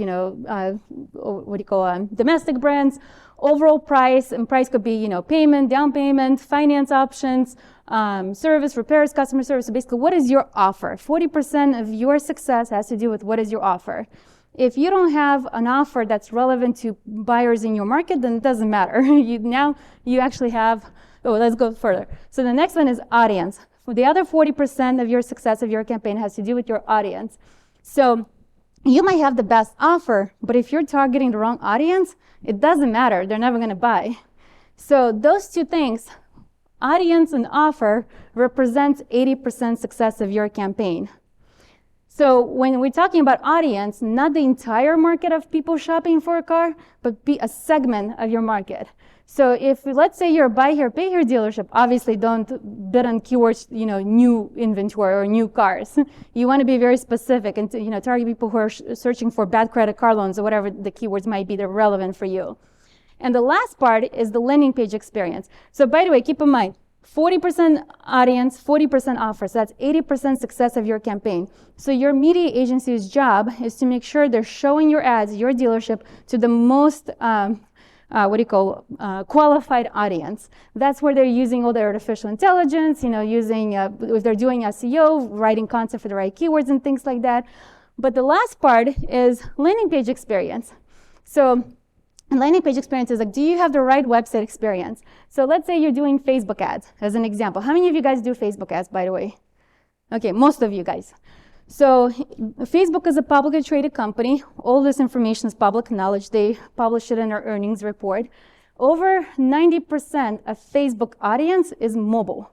When people are searching or browsing on Facebook, they're doing it on a mobile device. How many of you guys have seen what your website looks like on a mobile device? So imagine you spend all this money on an inventory manager, going out to auctions, getting people to trade in their cars or do private sales. So you have amazing inventory, you recondition the vehicles, you purchase the building, you put it on the lot. Then you hired a marketing agency or doing it in-house, spending $10,000 in advertisement, targeting the right audience, and then so that you got 80%. And then people coming to your website and the experience is broken. So Kendra was earlier talking about, what's your value proposition, why should somebody buy from you, blah, blah, blah. You have no idea how many times I go to dealership websites, and I bet you anything, if I were to go to any of your guys' websites right now, one, you guys will be missing photos of your dealership. How many of you guys have photos of your dealership on your website? Only 3? See what I mean? I'm not going to talk about websites because I don't have enough time, but if you guys are interested, I do sessions about user experience on websites as well. Like, if you want to differentiate, stand out, create trust, like what Kendra talked about, show a picture of your dealership. Don't use stock photos. So many dealerships use stock photos. Or let's say, for example, you have great financing. Do you talk about, do you just have credit apply online? Or do you actually talk about why apply with you, how many lenders you guys work with, or the fact that you have in-house financing, anybody's approved, blah, blah, blah, whatever the value proposition is. So many times I go to dealership websites, and their copy is just generic copy. And it looks like somebody just, wrote whatever. Welcome to dealership, blah, blah, blah. Who cares? Welcome is not a value proposition message. So I'm not going to talk about the landing pages, but the key takeaway here is to get 100% chance for success of your campaign, 40% offer if you don't have the right offer for the right audience, and the right conversion rate experience, because you might have the right offer and the right audience, but you're lending them an experience that's not designed to actually give them the value proposition and communicate why then you just wasted all of your time and resources. So website is one of the most important conversion channels. So who owns what? Marketing agency owns audience. Your dealership GM, inventory manager, service department owns offer. Your inventory, your finance manager, and your website provider owns landing page. So if your website provider doesn't have a good designed website to convert mobile visitors, doesn't have the right photos, the right value proposition copy, doesn't have the right lead generation tools, doesn't have the right tracking in place, I don't know what they're doing then. Okay, why is this final step so important? I'm sure you guys probably seen this before. 80% of consumers' car purchase decisions are done online. It's not like back 20 years ago where consumers used to drive around and visit dealerships. Now they're doing all the research online, eliminating dealerships not to visit. So your website becomes your showroom. It is the most important thing you have at your dealership. The question is your website an asset or a liability? So reevaluate your website. And because of that, so this is actually a study from Cox and McKinsey. So because consumers are doing all the research online, they're now visiting fewer dealerships. So in 2014, average consumer visited 5 dealerships before buying a car. 2017, average consumer visited 2.7 dealerships before buying a car. In 2019, average consumer visited 2.3 dealerships before buying a car.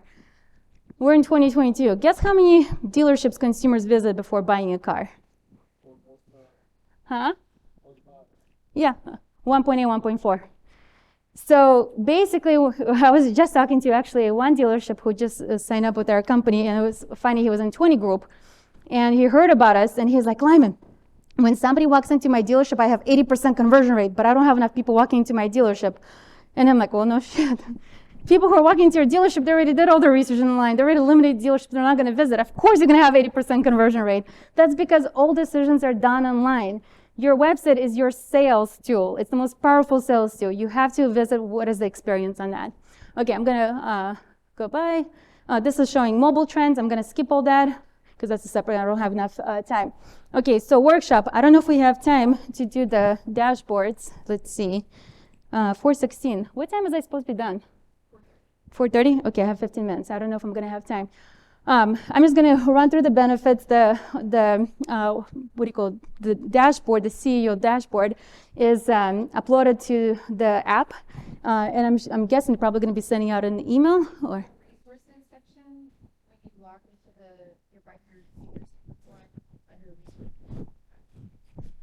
Okay. So why do you need a CEO dashboard? Because focus on metrics that matter. The great thing about the CEO dashboard is you only have a handful of metrics, not 20 metrics. Like when an agency or in-house marketing team is telling you cost per click or views, like that's just noise. Who cares? Let them focus on that and let them show you only number of leads, cost per lead, sales, cost per sale, and average gross profit and return on ad spend. That's the only metrics you should care about. And of course, how many cars you have in stock. So the dashboard starts with how many cars you have in stock, because your marketing agency or in-house marketing team and your website provider can't be miracle performers if you don't have a product. And so get the product actually on your website as soon as possible. Even if it's not ready, if it hasn't been reconditioned, use stock photos for vehicles. So the great thing about dashboards is numbers create transparency. No more wasting time and talking to dozens of people to get the right answers. When you look at the data, it's pretty clear. I'm Russian, so I always say English is one of the hardest languages to learn because one word could mean so many things. I went to a grocery store with my poor grandma, who's like 70-something years old. She was trying to learn English. She took ESL classes. We were at the grocery store. She was looking at the shopping cart, and there's one of those advertisements, and she's trying to translate what it says. And she's like, Lyman, does that mean what it means? And I'm like, no, because if you combine this word with that word, it actually means this. She's like, how am I going to learn this language? But numbers are numbers. 2 plus 2 is 4. It's not maybe 4, maybe 5. It's a 4. So having dashboards that's very simplified is key to helping you guys grow. And CRM. If whoever did not raise their hand who doesn't have a CRM, get a CRM immediately. There's no excuses. $75 dealer center. Get a CRM. Otherwise, you're just wasting your money. Numbers create accountability. Numbers create unemotional dialogue. So like if you ask your salespeople, how's it going? Great, things are picking up. Well, that's subjective versus I got 3 sales. If 3 sales is good, then things are picking up. If 3 sales is bad, then we got a problem. Let's have a conversation. So anyways, I'm going to skip all this part because, so there's a dashboard. If you guys ever have any questions, want to reach out to me. My contact information is on that card. I'd love to geek out about numbers and stuff like that. But one thing I want to cover with you guys is CRM versus Google Analytics. So how many of you guys are familiar with multi-touch attribution, first touch versus last touch? How many of you guys ever heard of that? Okay, I see somebody's very sophisticated marketer here in this room. Okay, so first touch or first assist, what that means is when a car shopper was exposed to your dealership inventory, to your dealership for the first time, let's say an auto trader marketplace, and inquires about a vehicle but doesn't buy. So first touch means you're going to give 100%, let's say they bought. First touch is going to give 100% of the credit to the first channel, the first marketing source that generated lead. Then let's say, for example, later on they went to Facebook and became a lead again. And then let's say they went to Google and then, became a lead again. The question is, who gets the credit? Does Auto Trader, Facebook, or Google? So CRMs would always give credit to the first touch. So let's say, for example, if a consumer was an Auto Trader and you generate a lead in your CRM will give the credit to Auto Trader. If then the consumer went to your website and became a lead again, you will see the lead in the CRM because your salesperson will be notified the customer is contacting. But if you look at the report will not give the credit to your Google ads. So the important thing is when you're, there's also a company called Clairvoyant that actually does multi-touch attribution because realistically speaking, every channel should get the credit because ultimately, what drove the credit. Like Ken just said, consumers are not just going linear, they're going sideways, up and down. But Clairvoyant, I think they're like $500 or $600. So it depends on what your marketing budget is. It might not be worth spending additional $600 in the multi-touch attribution, but just be mindful how the multi-touch attribution works. And so, yes, so basically your Google Analytics is going to show you last touch. Your CRM is going to show you first touch. So just be aware of it when you're pulling reports and how you measure the cost per lead and cost per click. And so somebody earlier today was asking questions about which channels have what kind of conversion rates. So this is an example dealership in Indianapolis. It's a used car dealership. They have 312 vehicles in stock. Average price of a vehicle is $30,000. Their website visitor to lead conversion rate is 3.74. But if you look at where the traffic is, majority of their traffic is organic search, 55%, and they have a 3.43% conversion rate. But social media, they have 0.62. But then if you go to another dealership, Madison Heights, that has 200 cars in stock, $20,000 average price, their average conversion rate is 2.93. Then if you go to another dealership, Madisonville, Texas, this is actually, they have, it's an auto group. They have a 21% conversion rate, but the reason why they have 21% conversion rate is because they actually use giveaways. So like if you're on their social media, they're constantly giving away cars, and so they'll say, enter to win a giveaway. So, which is also lead, because even though those people are not going to buy immediately, they're generating, how many is it? Let me see. They're generating about 3,000 leads per month that way. So they're building their email database, and then they continue to market and advertise and generate leads later. So theirs is, if you remove those giveaway leads, their conversion rate is actually 3% instead of 21%. And then this is actually dealership of buy here, pay here. And look at this, they have a 13.58% conversion rate, but they also only have about 4,000 visitors. So with the less visitors you have, usually the higher conversion rate you have, because that's going to be the most qualified traffic. So whenever dealerships ask me, what kind of conversion rate should I expect? It depends. There's so many variables. But the key is, do you have a report that shows month over month and year over year trends? Can you see yourself improving? And if you don't have a way to see if your dealership is improving versus staying stagnant or getting worse, which is why you need a CRM and correct Google Analytics tracking, then you really don't know how to pivot or how to improve results. So CRM and the right tracking is really, really important. Okay, so that's it. Any questions? Yes? How do you connect that website visit to the actual link, especially landing page or? No, so on your website provider they have a Google Tag Manager experts who would go in and set it up for you. You don't need to worry about it. Your website provider needs to do it. So anything that's a lead form or a click to call. So like, huh? Yeah, contact us, schedule a test drive, credit apps. Like for example, with our websites, we have a reserve a car with payment. We have find your down payment, we have a bill my payment, we have a lot of credit apps, we have like 18 tools. So every single one of those where a person is actually giving you their name, phone number, and email address, that's a lead. That should be tracked as a goal. Can you break that down by call actions? Your call actions are apply, credit, schedule test drive, or contact us. Can you break those down separately? Yeah, so here, let me show you.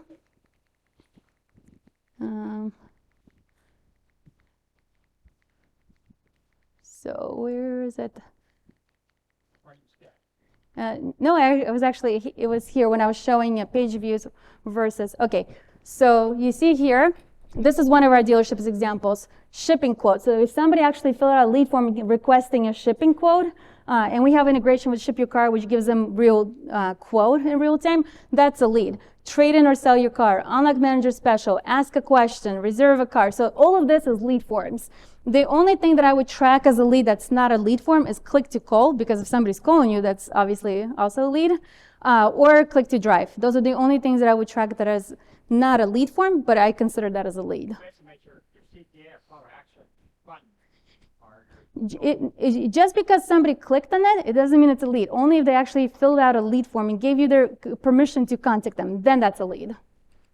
Yeah. Okay, any other questions? Okay. Well, thanks guys for coming.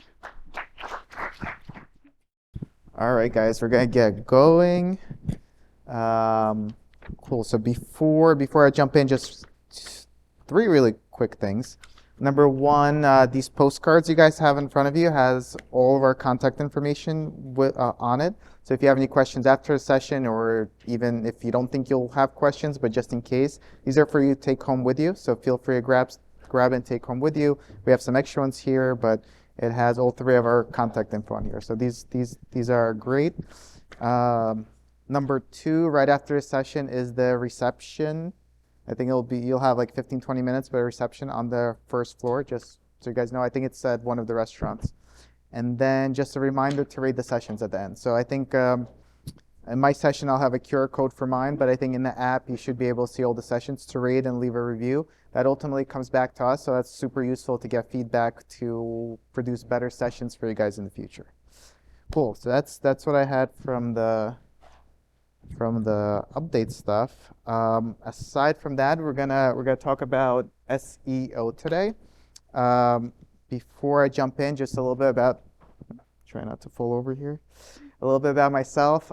Similar to Lyman, I don't come from the auto world. The company I run, Smart Sites, is industry agnostic. We're in every industry. We're almost 350 full-time employees, and although I work in all industries, I'm personally spend a lot of time in automotive. So today, although the information will be general, it's definitely going to be coming from the automotive mindset, and we're going to try to apply it to your guys' dealership.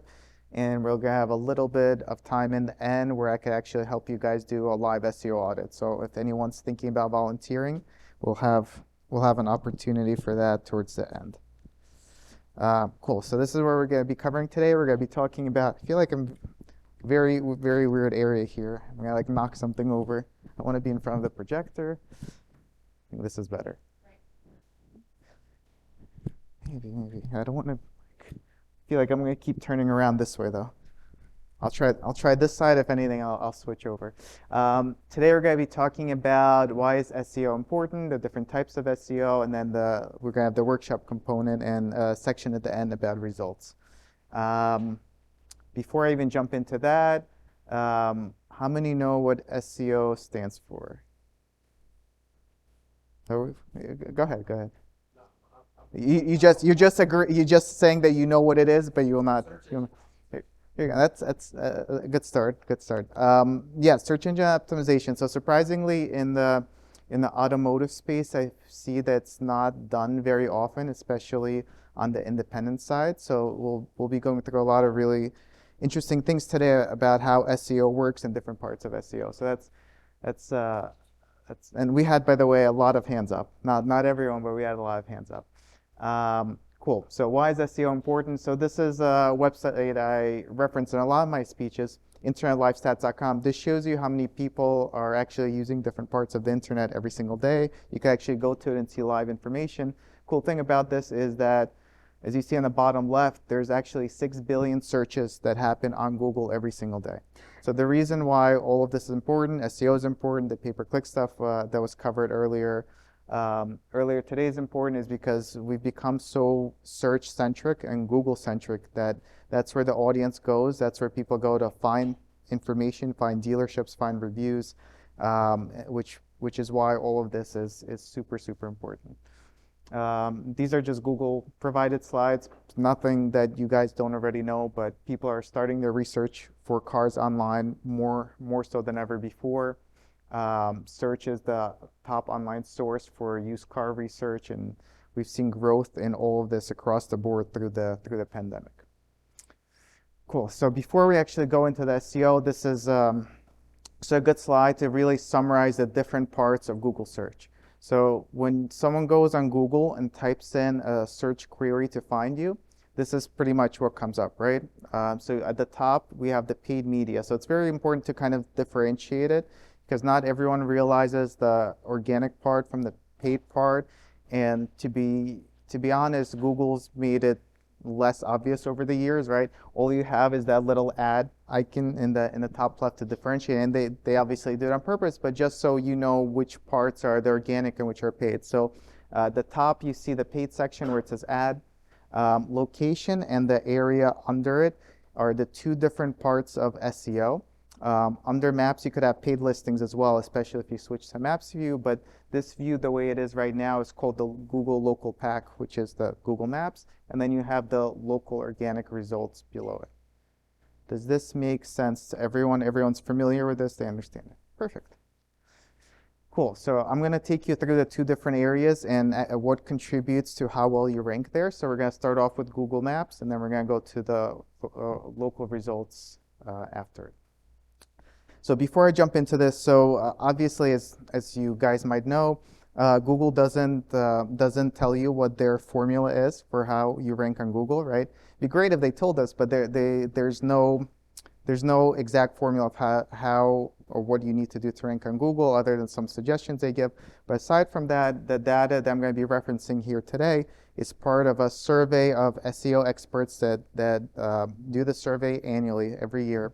And the people who participated in this study are literally SEO experts who do this on a daily basis, who experiment with SEO on a daily basis. And part of the survey, they fill in what they see working and what they see influencing search results. So this is where this is coming from. It's not Google itself, but this is the closest we're going to get to Google's actual ranking factors. So hold on, too soon. So the first section is local maps. So local pack, Google Maps. Any guesses of what's the most important? And again, so the next couple of slides, we're going to be going through ranking factors. So things that contribute to how well you rank on Google. So for Google Maps, what is the most important thing to determine how well you rank? Any guesses? Yes? Name. Yes. So your Google My Business profile, where your name is actually the most important factor. And these are literally the factors. This is a year old. The latest survey is going to be released in 2 weeks. But these are literally the ranking factors that determine how well you rank on Google Maps. All of this makes sense, just briefly looking at. So number one we have here, we'll go here. Number one is Google My Business, which is no longer Google My Business. It's now Google. It's a new name for it. Who remembers the name? It's Google Business Profile. It's funny. They've changed names on so many things, and everything I've been fine with. Google My Business, for whatever reason, is always, to me, I think will continue to be Google My Business. I don't think that change is going to sink in.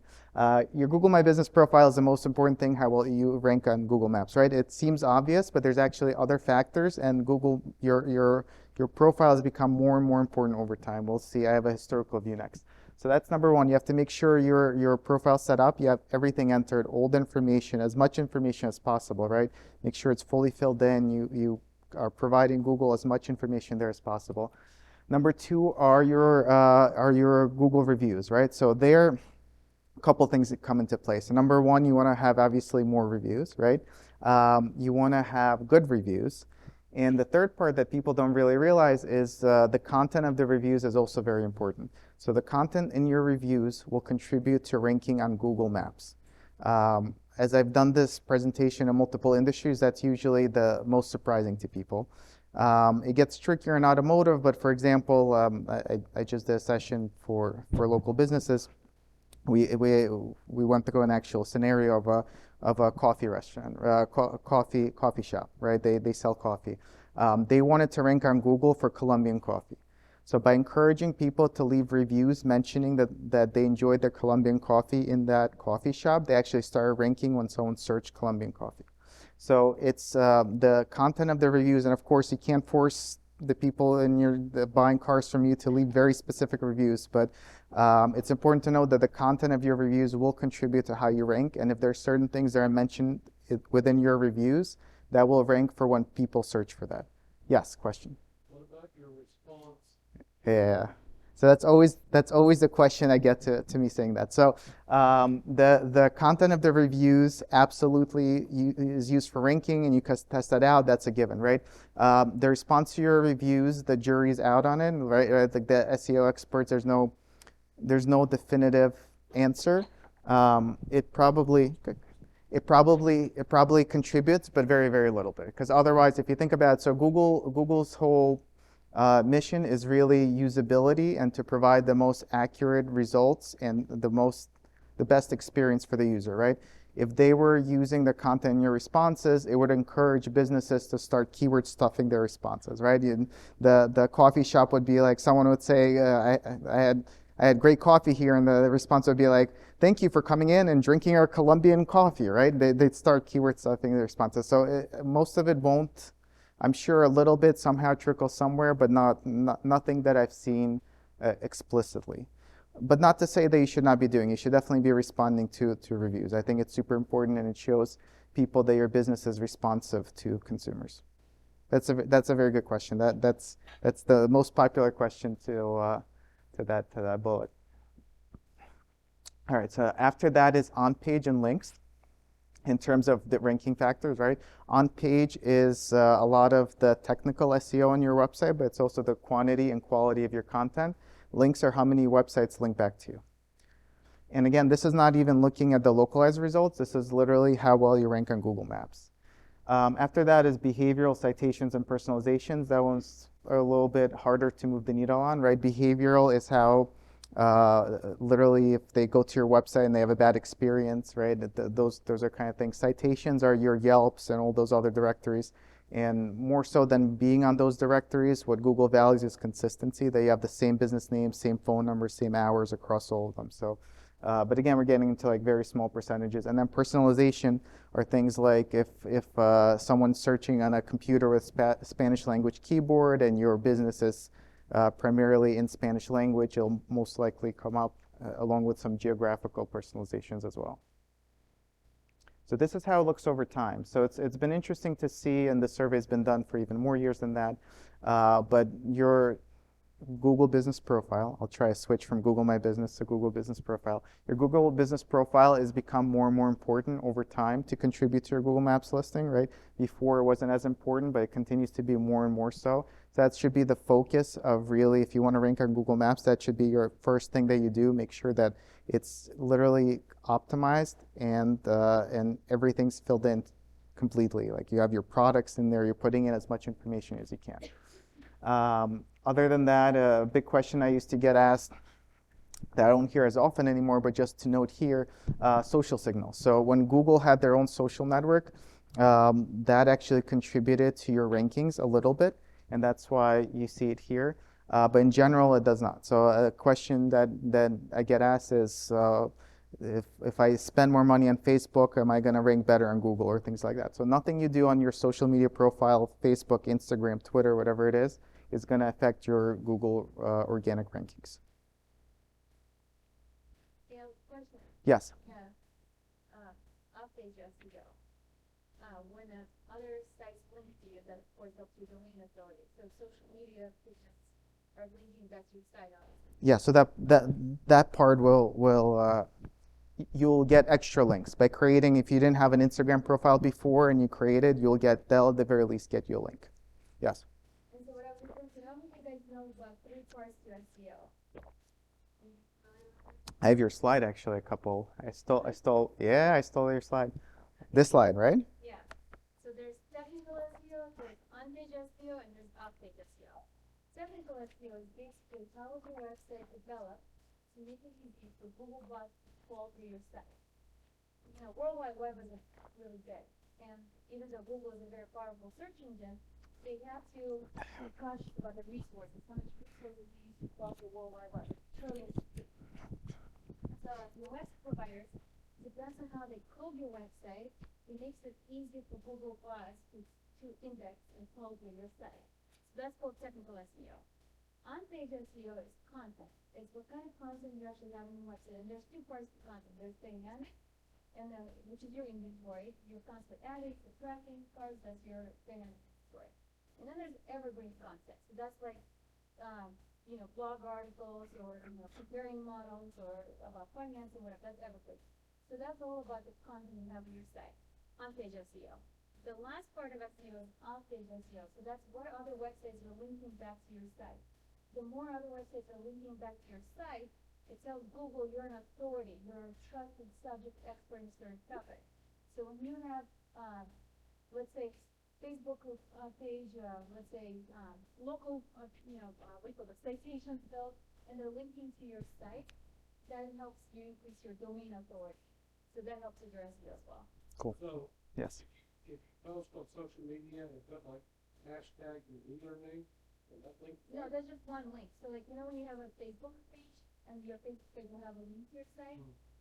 Yeah, so there's 2 parts to that one. There's domains, how many domains are linking to you, and then how many links linking to you.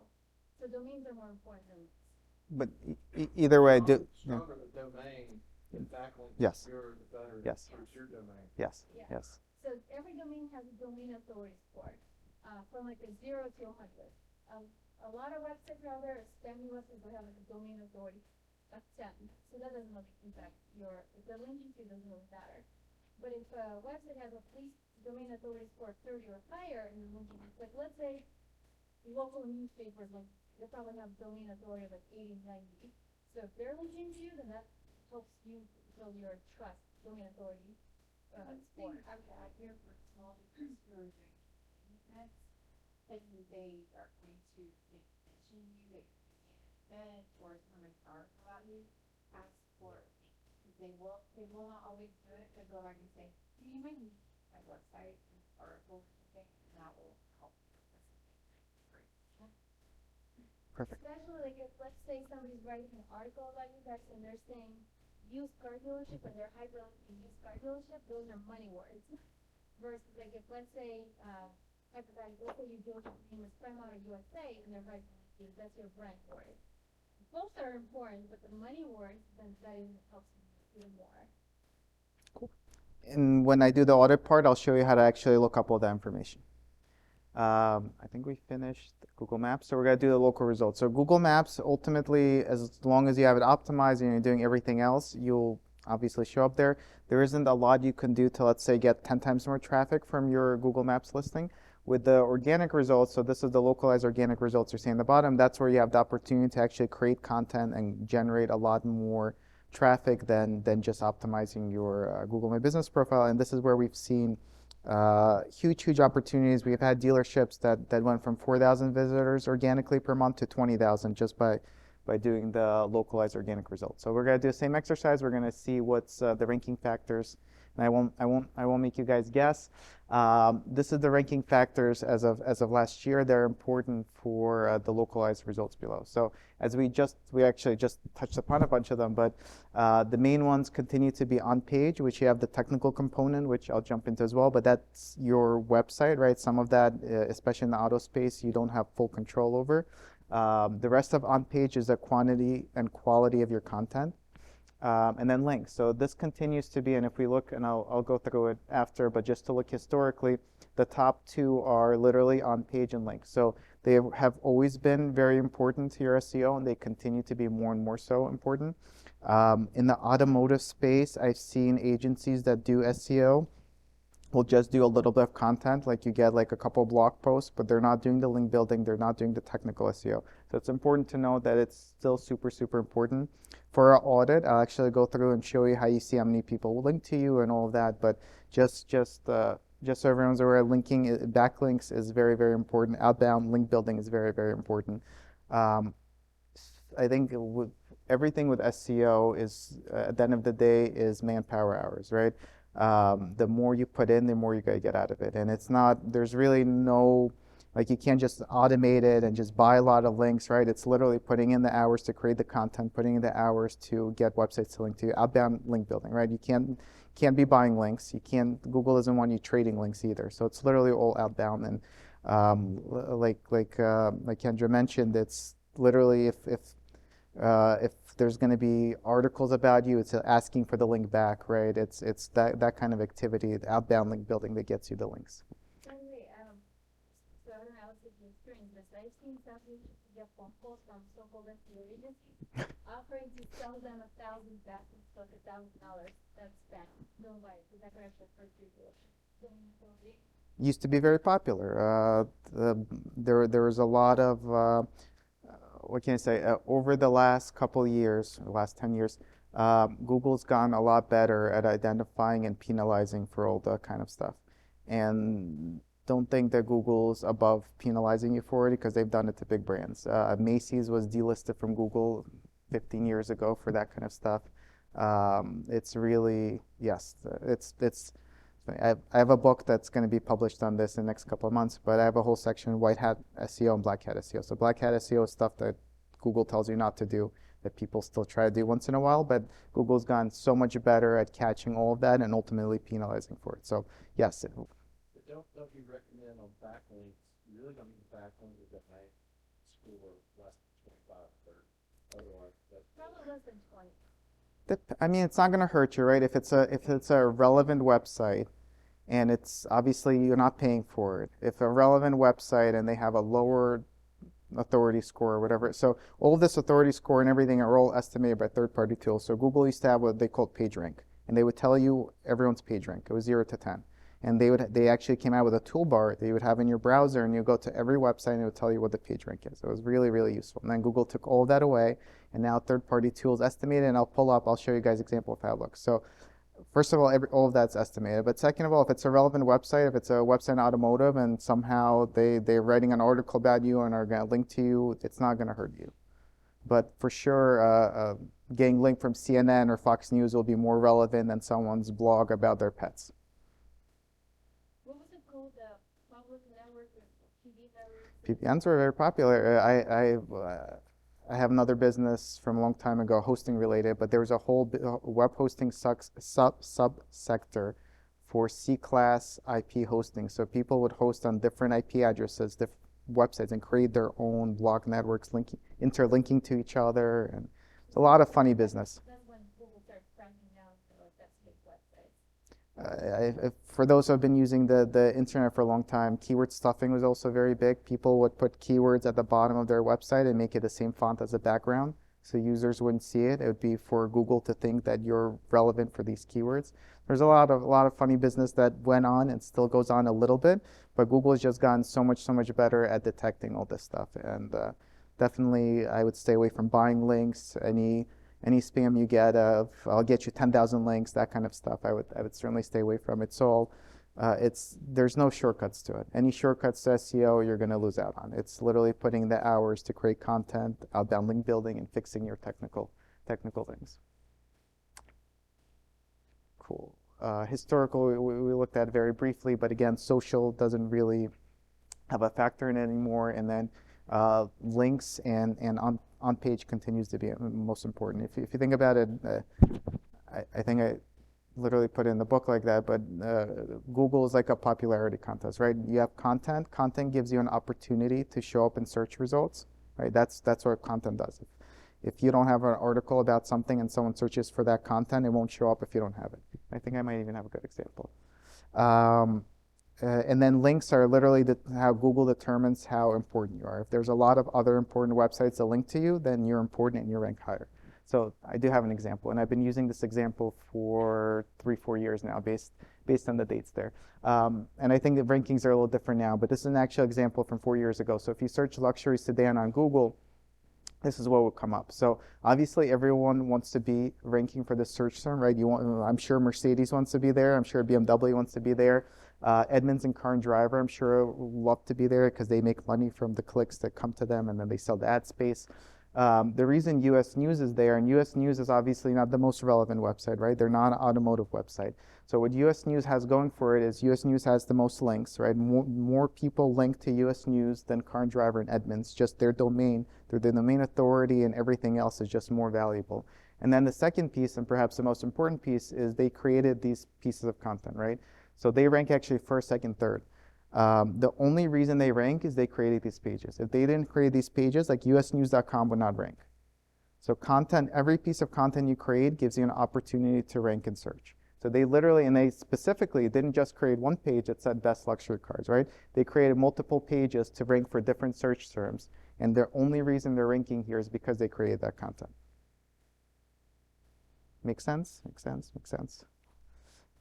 Cool. So this is another way to look at the data we just looked at. So these are the most important things that affect how much traffic you're going to get from Google.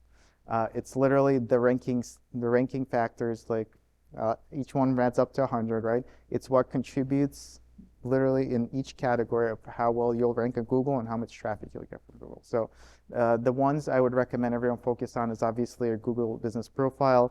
Reviews are important, but harder to control. Outside of those two, it continues to be on-page and links. And again, in automotive, I feel like it often gets neglected. On-page being here. We'll go. Hold on. We'll go to a slide I borrowed from Lyman. So the technical SEO side, the left side, is very, very website dependent. So there's a lot of it, especially in automotive, that you don't have control over. And if you went with a bad website provider, it will hurt you. So this is where alignment comes in with 321 Ignition and her website platform, where this is literally her slide, but that's what they optimize for. So they take care of that piece for you. So when we do SEO, when we actually have to go in and fix a lot of this stuff, the left side is kind of the one-time fixes, right? And then the right side is what you're going to be doing monthly. And I added to your slide and I put in monthly and not monthly. So the right side is stuff you have to be doing monthly. So the link building, the content creation is something you have to be doing every single month. There's domain authority that we talked about. For the workshop, I'm going to show you guys really quick of how to actually evaluate all this stuff. And again, the formula we're going to be trying to look at is what we saw here. And for you guys as a dealership, how this comes into play is you can actually search a keyword that you might want to come up for in your marketplace. Used car dealership, right? Whatever it might be. And when you see the websites come up like they do in this case, you could actually determine the amount of links the other guys have. Let's say you're number 5 or number 6, right? You could see how many links the other websites have and how much content they have. And that's kind of your goal mark to where to get to, right? If the person above you has 1,000 backlinks and you have 500, that's your goal to get to. And of course, it's always got to be a moving goal because the other guys are usually also doing SEO, right? But at least I'll give you a goal of where to get to. And I'll show you right now how we could look that up. Any questions before I jump into that? Questions? Okay. So I'm going to need a volunteer, someone to volunteer. Could look at your website. We could look, oh, this mouse is terrible.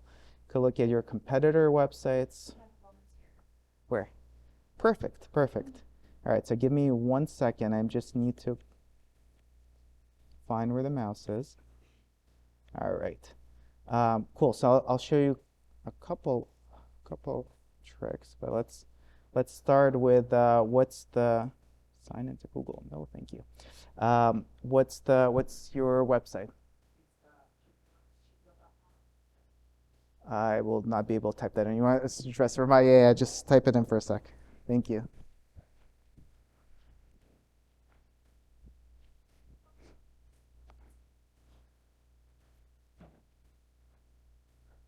I think it's, yeah, you could, either way.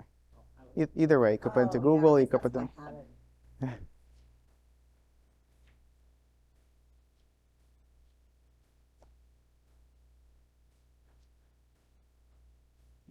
Perfect, thank you.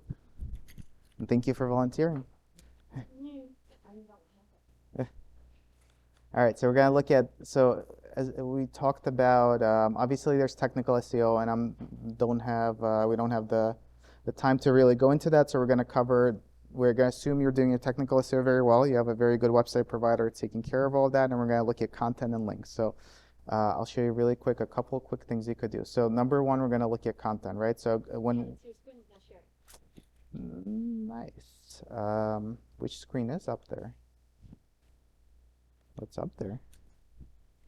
It's interesting. Let's try. Thank you for letting me know. I would have kept going.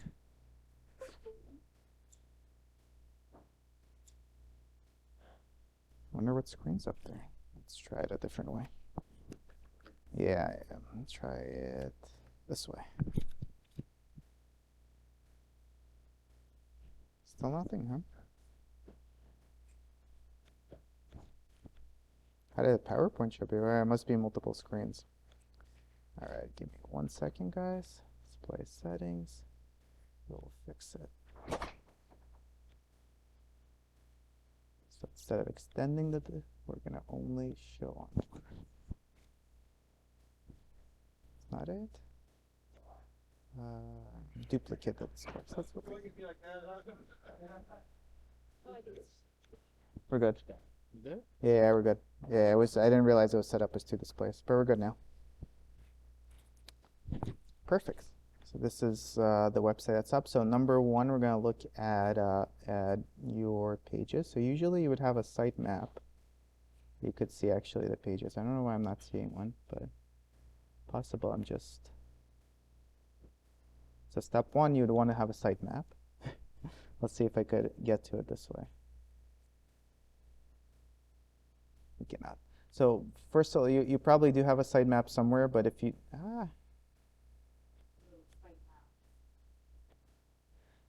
Yeah, so if you have Google, and I'll go into analytics right after the workshop, but If you have Google, if you set up Google Search Console, it can actually tell Google where it is. But if you don't, Google will either automatically assume it's /sitemap.xml, which it wasn't, or it's gonna find it on your website, which I'm not finding either. So at the very least, you want a sitemap. So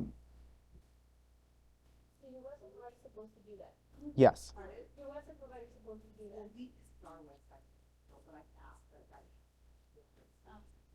WordPress based? You could usually just get a plugin to do it. Yeah, there's two types of sitemap. There's HTML and XML. The XML you want to upload to your Google Search Console that Yes. it's going to pull up. And the HTML one, what? It just helps Google find content on your site. Keep in mind, Google has a limited crawling budget, so the easier you can make discover pages on those, the more likely it is to find it. Otherwise, you produce some content and Google's not going to spend all the resources crawling through your site. So you want to make it easier for it to do it. Couple cool tools I'll show you guys today, and I don't think we have a ton of time, but we'll go through a couple. I love this tool. I use it all the time, Built With. So you guys could write down. You could put anyone's website in, and you could see what platform they're on, and you could see what pixels they have installed. But like right away from this, I could tell it's a WordPress website, right? That's the reason I pulled it out. But it'll tell you what framework it's on, the theme it's using, right? We are using a WordPress theme called W Pro Automotive. It's a public tool. You could put any website in. If you're ever not sure, if you have a competitor, oh, I love their website, what platform is it in? You could pop it in, and most of the time you'll get good information out of it. Yeah, so for you, the sitemap would be very important. You just throw it into a footer, so that's an easy one. But I'll show you guys another way to look at content. So the other way we're going to look at it is if you go to Google. It's another good thing to jot down. Or if you get my upcoming book, it'll be in the useful tools section.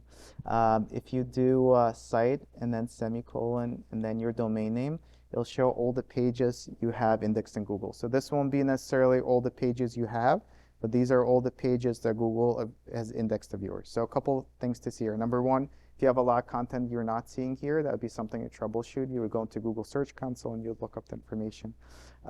Number two, you could look up your competitors this way also. And when doing an audit, what we do is we either look at the sitemap or we look at it this way. And then you want to actually take out your inventory pages, right? You shouldn't be comparing yourself to your competition based just, oh, he has more cars, I have less cars. You actually want to look at your content pages. So in this case, you have 103 pages, and then you could actually take out the inventory and see what's left. And you could do the same to your competitor and see how many pages they have. You could actually also use this to see what kind of pages they have and what's being indexed by Google. So you could, if you put in competitors, you could see if they have, like, for example, you have this financing page, right?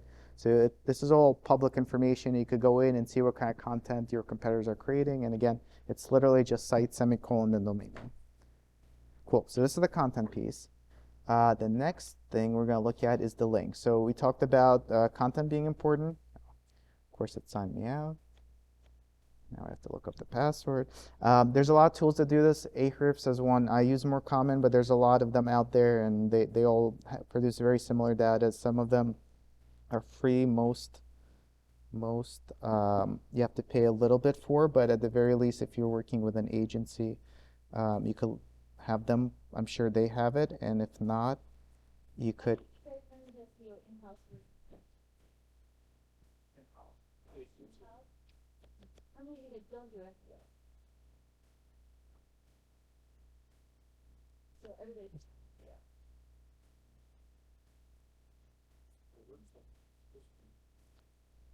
Yeah, so this is the stuff you want to audit, right? Because in the I don't know why it doesn't like my password.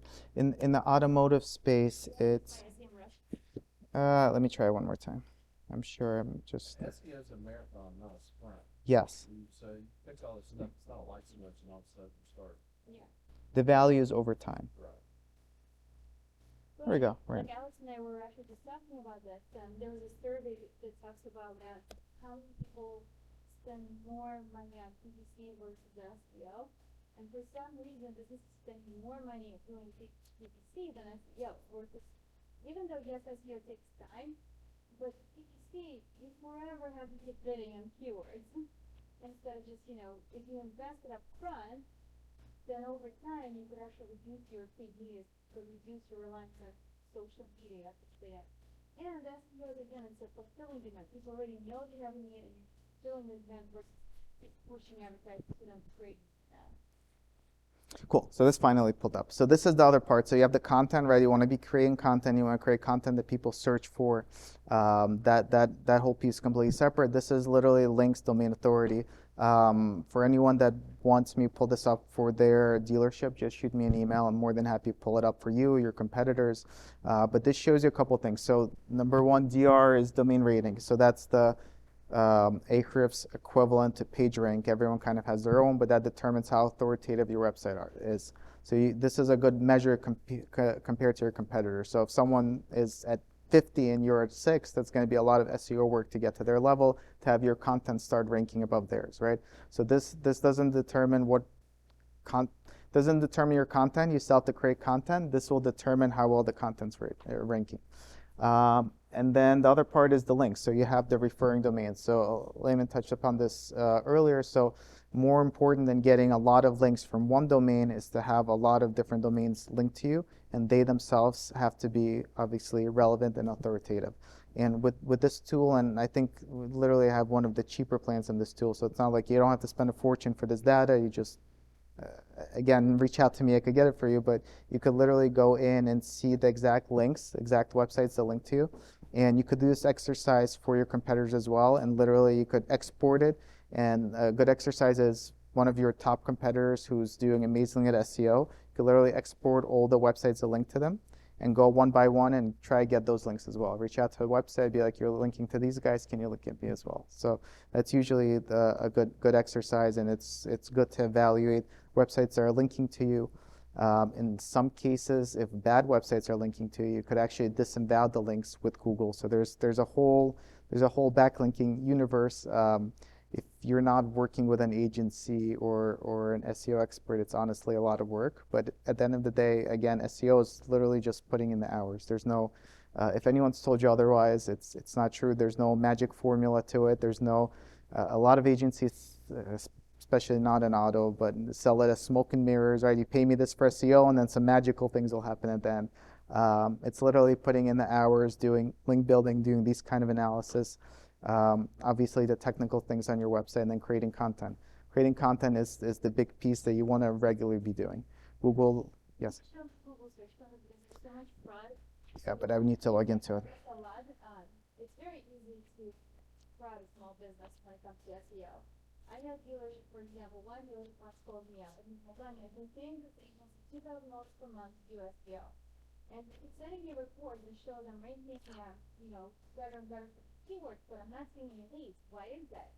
And I'm like, well, that's interesting. Send me the report. What are they sending to you? So he sends me the reports, and basically he purchased from them for $2,000 per month. They promised him we can serve for 20 keywords. Like, okay, 20 keywords. Any agency who tells you pay me any amount and I'm going to help you rank for X number of keywords, that's not a legitimate agency. Because, Alex will show you in Google Search Console. How many of you guys have access to Google Search Console, by the way, or ever access? 2, 3, that's not good. You don't need to access the Google Search Console. So in Google Search Console, Alex will show you can actually see, first of all, what keywords you're ranking for organically, and then what pages are actually helping you rank for those keywords. So if you go into the Google Search Console, you'll see if you publish one article, some sort of content, that article will start ranking for at least like 20, 30 keywords. So any agency who promises you says to pay me $1,000 or X number of dollars to help you rank for 20 keywords, that's not a legitimate agency. Because ranking just for 2 keywords, that's just one article you start ranking for 20 keywords. The question is one, how many keywords you're ranking for? Where is your competition ranking? Most importantly, the search volume. So when I looked at this dealership was sending his report, those 20 keywords that he started ranking for, majority of those keywords were actually, first of all, synonyms and plural versus singular spelling. And two, those keywords had like 5 or 10 visitors per month. So who cares if he's ranking position 1 for those keywords if there's only 10 people per month searching for those keywords? And he's been paying this agency $2,000 per month for 6 months to rank for those keywords. So you have to actually ask your agency, why did they pick those keywords? What kind of competitive analysis did you do? What was search volume for those keywords? And first of all, don't ever hire an agency who's going to tell you that I'm going to help you rank for 20 keywords. Because it's all about how much content they produce. SEO, there's no shortcuts in SEO.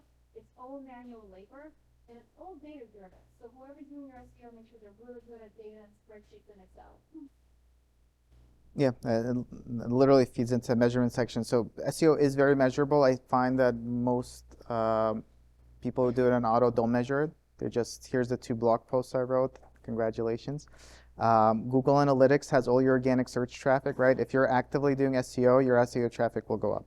If you've been actively doing SEO for 2 years, I'm not like 1 month, right? It's not going to go up.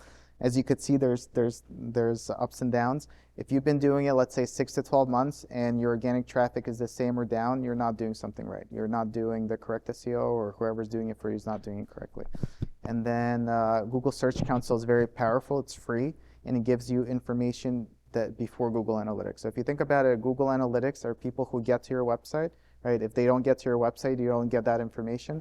Google Search Console gives you information above that. So it'll show how much of your content's ranking Google, how often it's ranking, the average position, the click-through rate. There's a lot of really cool data there that SEO professionals use to then zero in on the kind of content they should be creating, what they should be focusing on. But at the very least, you could go in and you could see this kind of impressions. There's literally how many times you're coming up in search results before they even click to Google Analytics. So really cool data, and I'll show you the kind of content that you could and should be. Yeah, sorry, can you go back to Google Search Console? Yes. Most people haven't seen this, at least when Yes. I check the dealership, they haven't Yes. seen that. So if you go to full report, so this is when you're asking Google Search Console, this is what it looks like. So right here, there's 2 tabs. There's Queries tab and then there's Pages tab. Queries tab tells you what keywords you're actually ranking for organically. And if you, else can you go scroll up and Yep. click the clicks in position? Yeah, click the right in the position. Yes. Okay, scroll back down here. So here, for example, I don't know which dealership this is, but they're ranking for Manhattan Bentley, position 1.6. 258 people saw their website listed on Google search results. 110 clicked on it, so their click-through rate next word is 42. So this is actually will tell you all the keywords you're already ranking for, what position, what's the search volume. The most important thing is the search volume. Because it doesn't matter if you're ranking for position 1 for keyword that only has 5 searches. That's not actually going to give, because imagine 5 people searched, let's say 40% clicked on it, let's say you get 2 people clicking on it, but then what's your website conversion rate? The funnel metrics, by the time you get to sales, you can have 0. So it's all about the search volume, how many people are searching for those keywords. I actually once had a dealership email me saying, hey Lyman, I have this connection to doing my SEO. They sent me an email, and they took a screenshot of Google search results, and they're saying, look, you're showing up position number 1 for Ford F-150 Seattle lineup. And out of, when you search for something, Google tells you how many articles or how many pages, and it's like, you're ranking number 1 out of, X number of millions of pages. Adam, the GM, forwarded me the email, he's like, Lennon, what do you think, is this good? I'm like, well, it's good that you're ranking number 1, but what's the search volume? I went and looked up what's the search volume. 0 people are searching for Ford F-150 Seattle lineup. So it's like, is this agency not numbers, or are they just taking advantage of the dealership? Like, why are they celebrating that he's ranking number 1 for keywords nobody's searching for? So this is actually a really good report to look at what's the search volume, not just what position you're ranking for. You could see impressions as well. You could see how your pages, how many times they're showing up in search results, and you could see over time. So it's really, really cool stuff. It's for SEO professionals, they spend a lot of time in this. For you guys, at the very least, you want to make sure you know that it exists, right? And you could look through it and see all this data. Again, this is before Google Analytics. You'll see the click stuff, right? Although Google's been hiding more and more, but you only get at the click level. Here, you actually get impression level and click-through rate. Yeah, and impression here means when somebody's searching for, let's say, you buy or buy your favorite dealership near me as an example, if your website shows up, that's impression. And if they actually clicked on your ad and went to your website, that's a click. So that's not a click on your website, that's clicks on a Google search engine. Cool. And one last piece, and I think I'll open up to questions, and then we could break. But just the type of content you could be creating. So this is one of Lithia's top stores that we've been working with for a while. They're now up to 20,000 organic visitors per month. But Beyond just raw numbers, what works really well for them is direction pages because people search dealership near, right? Used dealership. For them, it's Lexus dealership near. For you guys, it would be used dealership near this area, this area. And just by creating these town pages, not only are those going to rank, it shows Google they have relevant content about those pages and your whole domain ranks better for that content. Aside from that, we've also done really cool things for their service department. So a lot of people don't think about service when doing SEO, but you could be doing really cool things for service as well, and create a lot of these how-to pages that once people search this and they realize it's not something they're going to diagnose or fix themselves, they actually call the service department. And this stuff ranks very well just because a lot of people aren't doing it. So for example, we could grab any of them. I'm testing a random page out, but they rank nationally for every single one of these pages, number one, literally nationwide. So a lot of really cool things you could be doing because in the automotive space, most dealerships aren't really doing SEO or not doing it the correct way, and the agencies who work in the space aren't usually doing it the correct way. So a lot of really cool things you could be doing. Can you go back to the Lexus Yeah. page where you had the multiple cities? Yes. Explain that again. Yeah. So here, I don't know. We're a little far away from here, and they themselves are far away too. But let's see how this. So that's just their number of locations, the different locations that proceed. So literally, someone goes Lexus dealership near Chester Hill Park, New York, and they are a New Jersey dealership. They're not in New York. There's so many other close. You could see on the map, even Google. So they're right over here. We're searching this area now. So people in that area, or people who are searching for a dealership in that area, do this search, and because we're doing link building for them, and because we created that page, they come up first organically for that page ahead of a dealership that's actually right next to that town. And this is a very low funnel, right? Someone searching this kind of stuff is about to come into a dealership. Right. Of course, with Google, everything has to be unique content, right? You can't just like copy paste Google Maps like directions, right? It has to be unique content, so you have to put a certain amount of content. You have to pass it through Copyscape to make sure it's unique. There's a lot of parts to it, but this is what creating correct content looks like.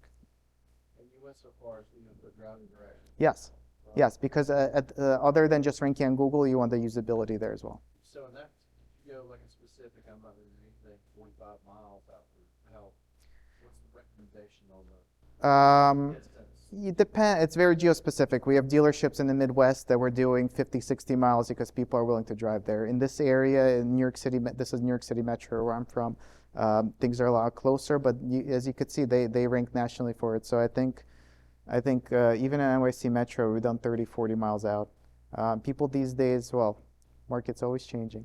Last year and a half, people have been driving a lot further because of inventory issues. So it's made sense to go out further. But these are just some ideas. You could also be creating car comparison pages, right? That's top of funnel. That's the kind of world that Car and Driver and Edmunds lives in. But you could also be creating that as well, right? If you're creating very specific car comparisons, like model year, like 2022, this car that you sell versus a competing car, you can get that traffic also. So there's a lot of different I get the question sometimes that when someone does SEO for a year, they're like, all right, I think I'm done. I created my content, I'm done. There's always content to be creating. And with Prestige Lexus, for example, we've been able to go from 4,000 visitors a month to 20,000 just because we're creating new pieces of content. Like with those service pages, if they didn't create them, they wouldn't be getting that traffic. So there's always content to be creating, and it has to be ongoing. It has to be unique content, it has to be relevant content, but content is super, super important. And again, like anything with SEO, is putting in the hours. There's no like cheat codes to it. There's some companies that claim they'll automatically write it, but it doesn't.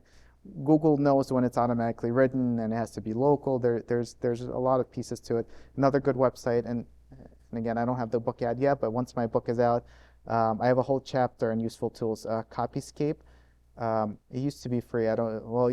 We pay for it, but I believe it still has a free version. You could put in the content and see if there's anywhere else on the website mentioning that content.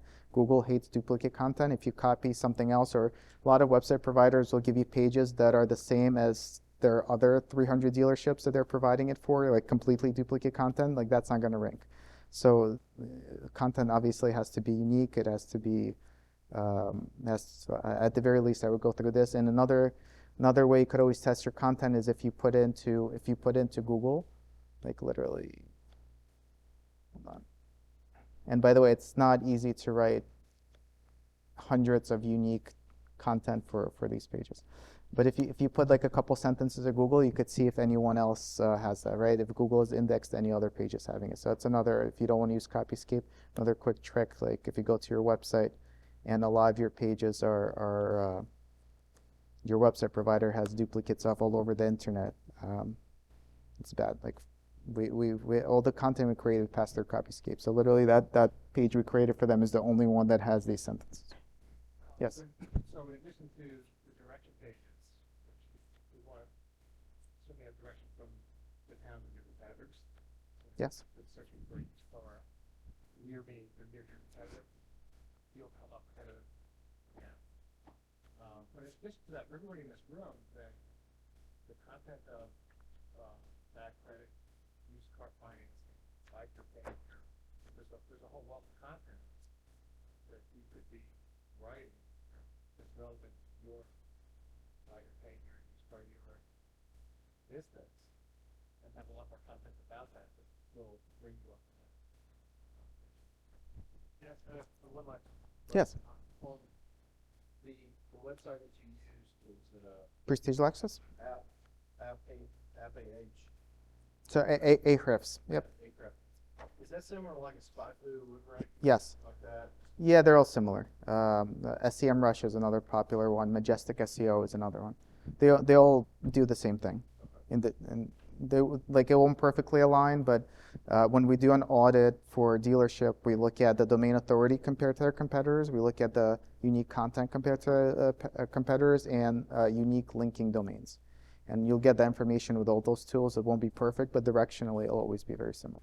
And then you've got that page Yeah, generally speaking, exactly. Generally speaking, all websites being the same, the more unique content you have and the more links you have, the more organic search traffic you'll have. And it's very important to see because ultimately you're in a marketplace with other dealerships, right? If you're already dominating content, links, everything, there you have less upside. But in almost all cases we do these audits, there's always upside, and it's always a moving target because the other guys are also doing it.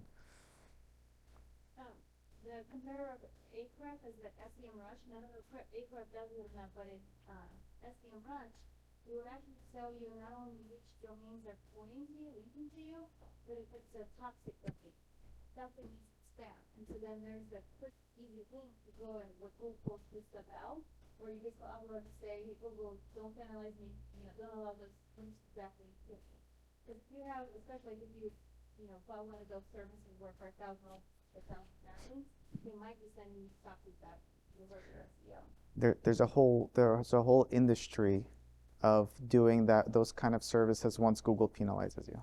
And we have a couple enterprise clients paying us a lot of money for very bad links that they got over a lot of years, and it's costing them a lot more money to fix it now than if they did it right the correct way from the start. Cool. Any other questions? You see a lot of relevance between your domain name and like search relevance. Like what we've done, we've got our primary domain, andersonsons.net, but it's andersonsonsons.net for two reasons. We've narrowed that down. Hard for customers to type in that domain name first, and then secondly, we've done mycreditdrives.com. It's easy to remember, and then it kind of goes into our business, and then 618creditcards.com. And we use those primarily for like credit apps, to together credit apps, and use that in our marketing. Good question. So the keywords in your domain used to be a lot more important in Google's algorithm. They're a lot less important now, but they still are.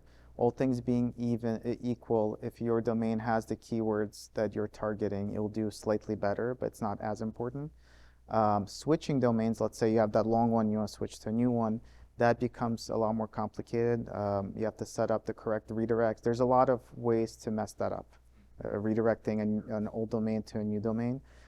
Especially even if you do everything perfectly, you're going to lose a couple of things like domain history. A very old domain, even if you pass and it's called link juice when websites link to you. If you pass all the link juice with all the correct redirects, you're still going to have a newer domain versus an older domain, so there's still losses of that. We're keeping that as well, but we're just using these other domains for more like gather credit apps. For sure. One has credit at free, and then one has a sorry. I actually think you're probably hurting yourself. That's what Yeah, because you want as much content on one domain as possible. Right now, you're kind of using resources to spread it too thin. And as long as you have those credit pages on an original domain, and those credit pages actually have keywords in the URL, like credit application or for credit loans or debt credit loans or whatever it is, then it doesn't matter what your domain is. It's still I would move it to the most authoritative of your domains, and then make sure you redirect the other pages because they exist in both places. It's duplicate content, and then you could do there's other SEO tricks you could do to tell Google that this is the primary page, even if they're duplicate. But yes, you for sure wouldn't split. I wouldn't split it up. And how many of you guys heard that last year in March, Google switched to mobile first indexing? Have you heard that? Yeah. So what that means is Google is basically saying that because majority of the internet is now mobile, Google bots, when they go out and scroll the World Wide Web, they're not even looking at your desktop version of the website. They're only looking at your mobile version of the website. So what they're looking for is, and I've seen some website providers not work for it, they would have like a, if you go to the website, the mobile version of the website, at the bottom it says, this is a desktop website. That means you have two different websites, one for desktop, one for mobile. So then Google is going to be looking, is there content parity? Because Google is not looking at your desktop content, it's only looking at your mobile. So if you have less content on mobile and more content on desktop, your rankings will start declining. They also look at the user experience, because ultimately what Google cares about is relevant, but it is never relevant, like, did you serve the right information, the right experience, the right person? So if your websites are also not designed for mobile, people are bouncing because it's so, has booby traps, like hard to navigate, then that again can hurt your SEO ranking. And of course with low speed. So one of my advice is not to add third-party widgets to your website, because you want the provider to do a great job with, building a very fast site. But then the more widgets you add, then they lose control of that. It's third-party code, they have no control of that.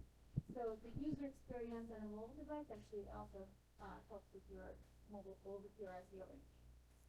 Google just made that switch last month. And Google in general over the last couple of years has been prioritizing user experience. So at the very least, for those that don't regularly go through your website yourself, right, as a consumer, and certainly do it on your cell phone. I know a lot of people that have probably never opened their website on their cell phone. And Google values that more and more, both user experience and the mobile side of things. So at the very least, you could go through it yourself and take it from there. That's all I had. This is for a couple more minutes. I'm gonna knock this whole thing down. This is for the feedback. So if you guys could please leave me some feedback, that'll be great. NIADA passes that on to me so I can improve further future sessions. And then 13 minutes, and the reception is on the first floor, I believe, in one of the restaurants. And you guys have drink tickets in the middle of your name tags. Other than that, all three of us are around at the very least today, and I think part of tomorrow. So if you have any questions, definitely let us know. And our information is on here as well. Feel free to take this with you. That's all. Thank you, guys. This is good to leave. Can you do me a favor? Yeah. Can you do a search for used car dealers, Lincoln, Nebraska? Yeah, but we're far away from there, though. Yeah. Car dealers, Yeah, Lincoln, Nebraska. like that. Okay, so there's your 3-pack. Yeah. And then Yeah, no problem. See you guys at the At the reception. that Yep. says on top there. Nice. WH rank there. Perfect. Like Winter Circle, which is down the street from me, which Yeah. I guess that's my old company. Yeah. They haven't changed their website for, well, I saw it 12 years ago. Not 8 years, 9 years. Yeah. They haven't changed the content or anything. So I keep hearing all this mobile first, but neither one of those Yeah. So on led Google. to that 3-pack. Yeah. Haven't So changed at all. yeah. So on Google Maps itself, their Google My Business profile is more important than their website, and their Okay. reviews are more important. Okay. So that's what then keeps them there. Let's go see who's on the front page. Yeah. Yeah, we're there. Of course, then it's all the franchise guys are there. Okay, a lot of times there's a little store across the street from me has not updated the website for They 2009. yeah, because it's not, there's other there's the link, they could have a lot of links. They could have had They over don't. the years. You looked? I mean, it's a one-man store that doesn't understand its business, and so I frustrate the heck out of us because They- when we do searches on it, It could be literally a couple of old links, like they were in some news story, right? CNN, Fox News links to you, that's going to help you for a very long time. But you could website put, that. if you email me the website, I could put in the tool and I could see their backlink profile. Email me their website and your website and we could compare them. Okay. No, it's just like, luckily we've already saw on the 3-pack and almost. Yeah. But you 90 could, it's all data driven. You could figure out why they're ranking the way they are, or at least I could figure it out for you, and then you could reverse engineer it. Oh, it's good to know. Is it that one CNN link that's helping? Right. No, that makes sense there. Yeah. Okay. Thank Cool. you. Thank you. So that brings up Yes. a question. If you run an ad in CNN, US News, you pay for an $800 ad, It won't help you. it won't help. No, it has to be organic link. Okay. You could do so. What was very popular for a while is press releases because that like crosses the line, right? It gets on the news websites, but Google devalued them 2 years ago. So we used to do a ton of press releases, but Google now identifies it as a press release, and they won't give you. They give you a little bit of value, but not much. You want the organic news coverage. What about like backlinks on autotradercars.com, CarGuru? They all count. So at the Okay. very least, so when we do link building, at the very least, we want to make sure you're on all of those. And sometimes it means just listing a random car to get it, but that's still a link. Okay. But yes, that's part of, I would say, part of link building. So I sent you an email, you responded. Perfect. Yes. Thank you. Yep. One other question. You know, everybody says have a phone number for Facebook, a phone number for Google, and a phone number for each one of your locations. So I had like 9 different phone numbers online. I think at the beginning you said that it doxed me a little bit. but not Yeah, a little Okay, bit. Since then, Should be consistent. Google likes it consistent. In Google My Business, you could have your actual phone number that's consistent everywhere. It's not Google Business Profile. Google My Business, Google Business Profile. You could have your website public facing that's the same everywhere, but it lets you on the back end put in a trackable number. So at least there you could do that. Aside from that, you lose some that. I mean, you could still figure out where leads are coming from, but it's trade-offs. You'll get dinged a little tiny bit for not having, at the very least, all the citations should have the same number. Citations being your Yelp, your Google My Business, your Bing Maps, Apple Maps, all should have the same number. If you have different number on Facebook, how much is it going to hurt you? Not much. If you're actually using that data and tracking that data, I think that's fine. but if I'm not tracking it. If you're not tracking, then I wouldn't do it. Yeah, All right. perfect. you. Thank you. Thank you.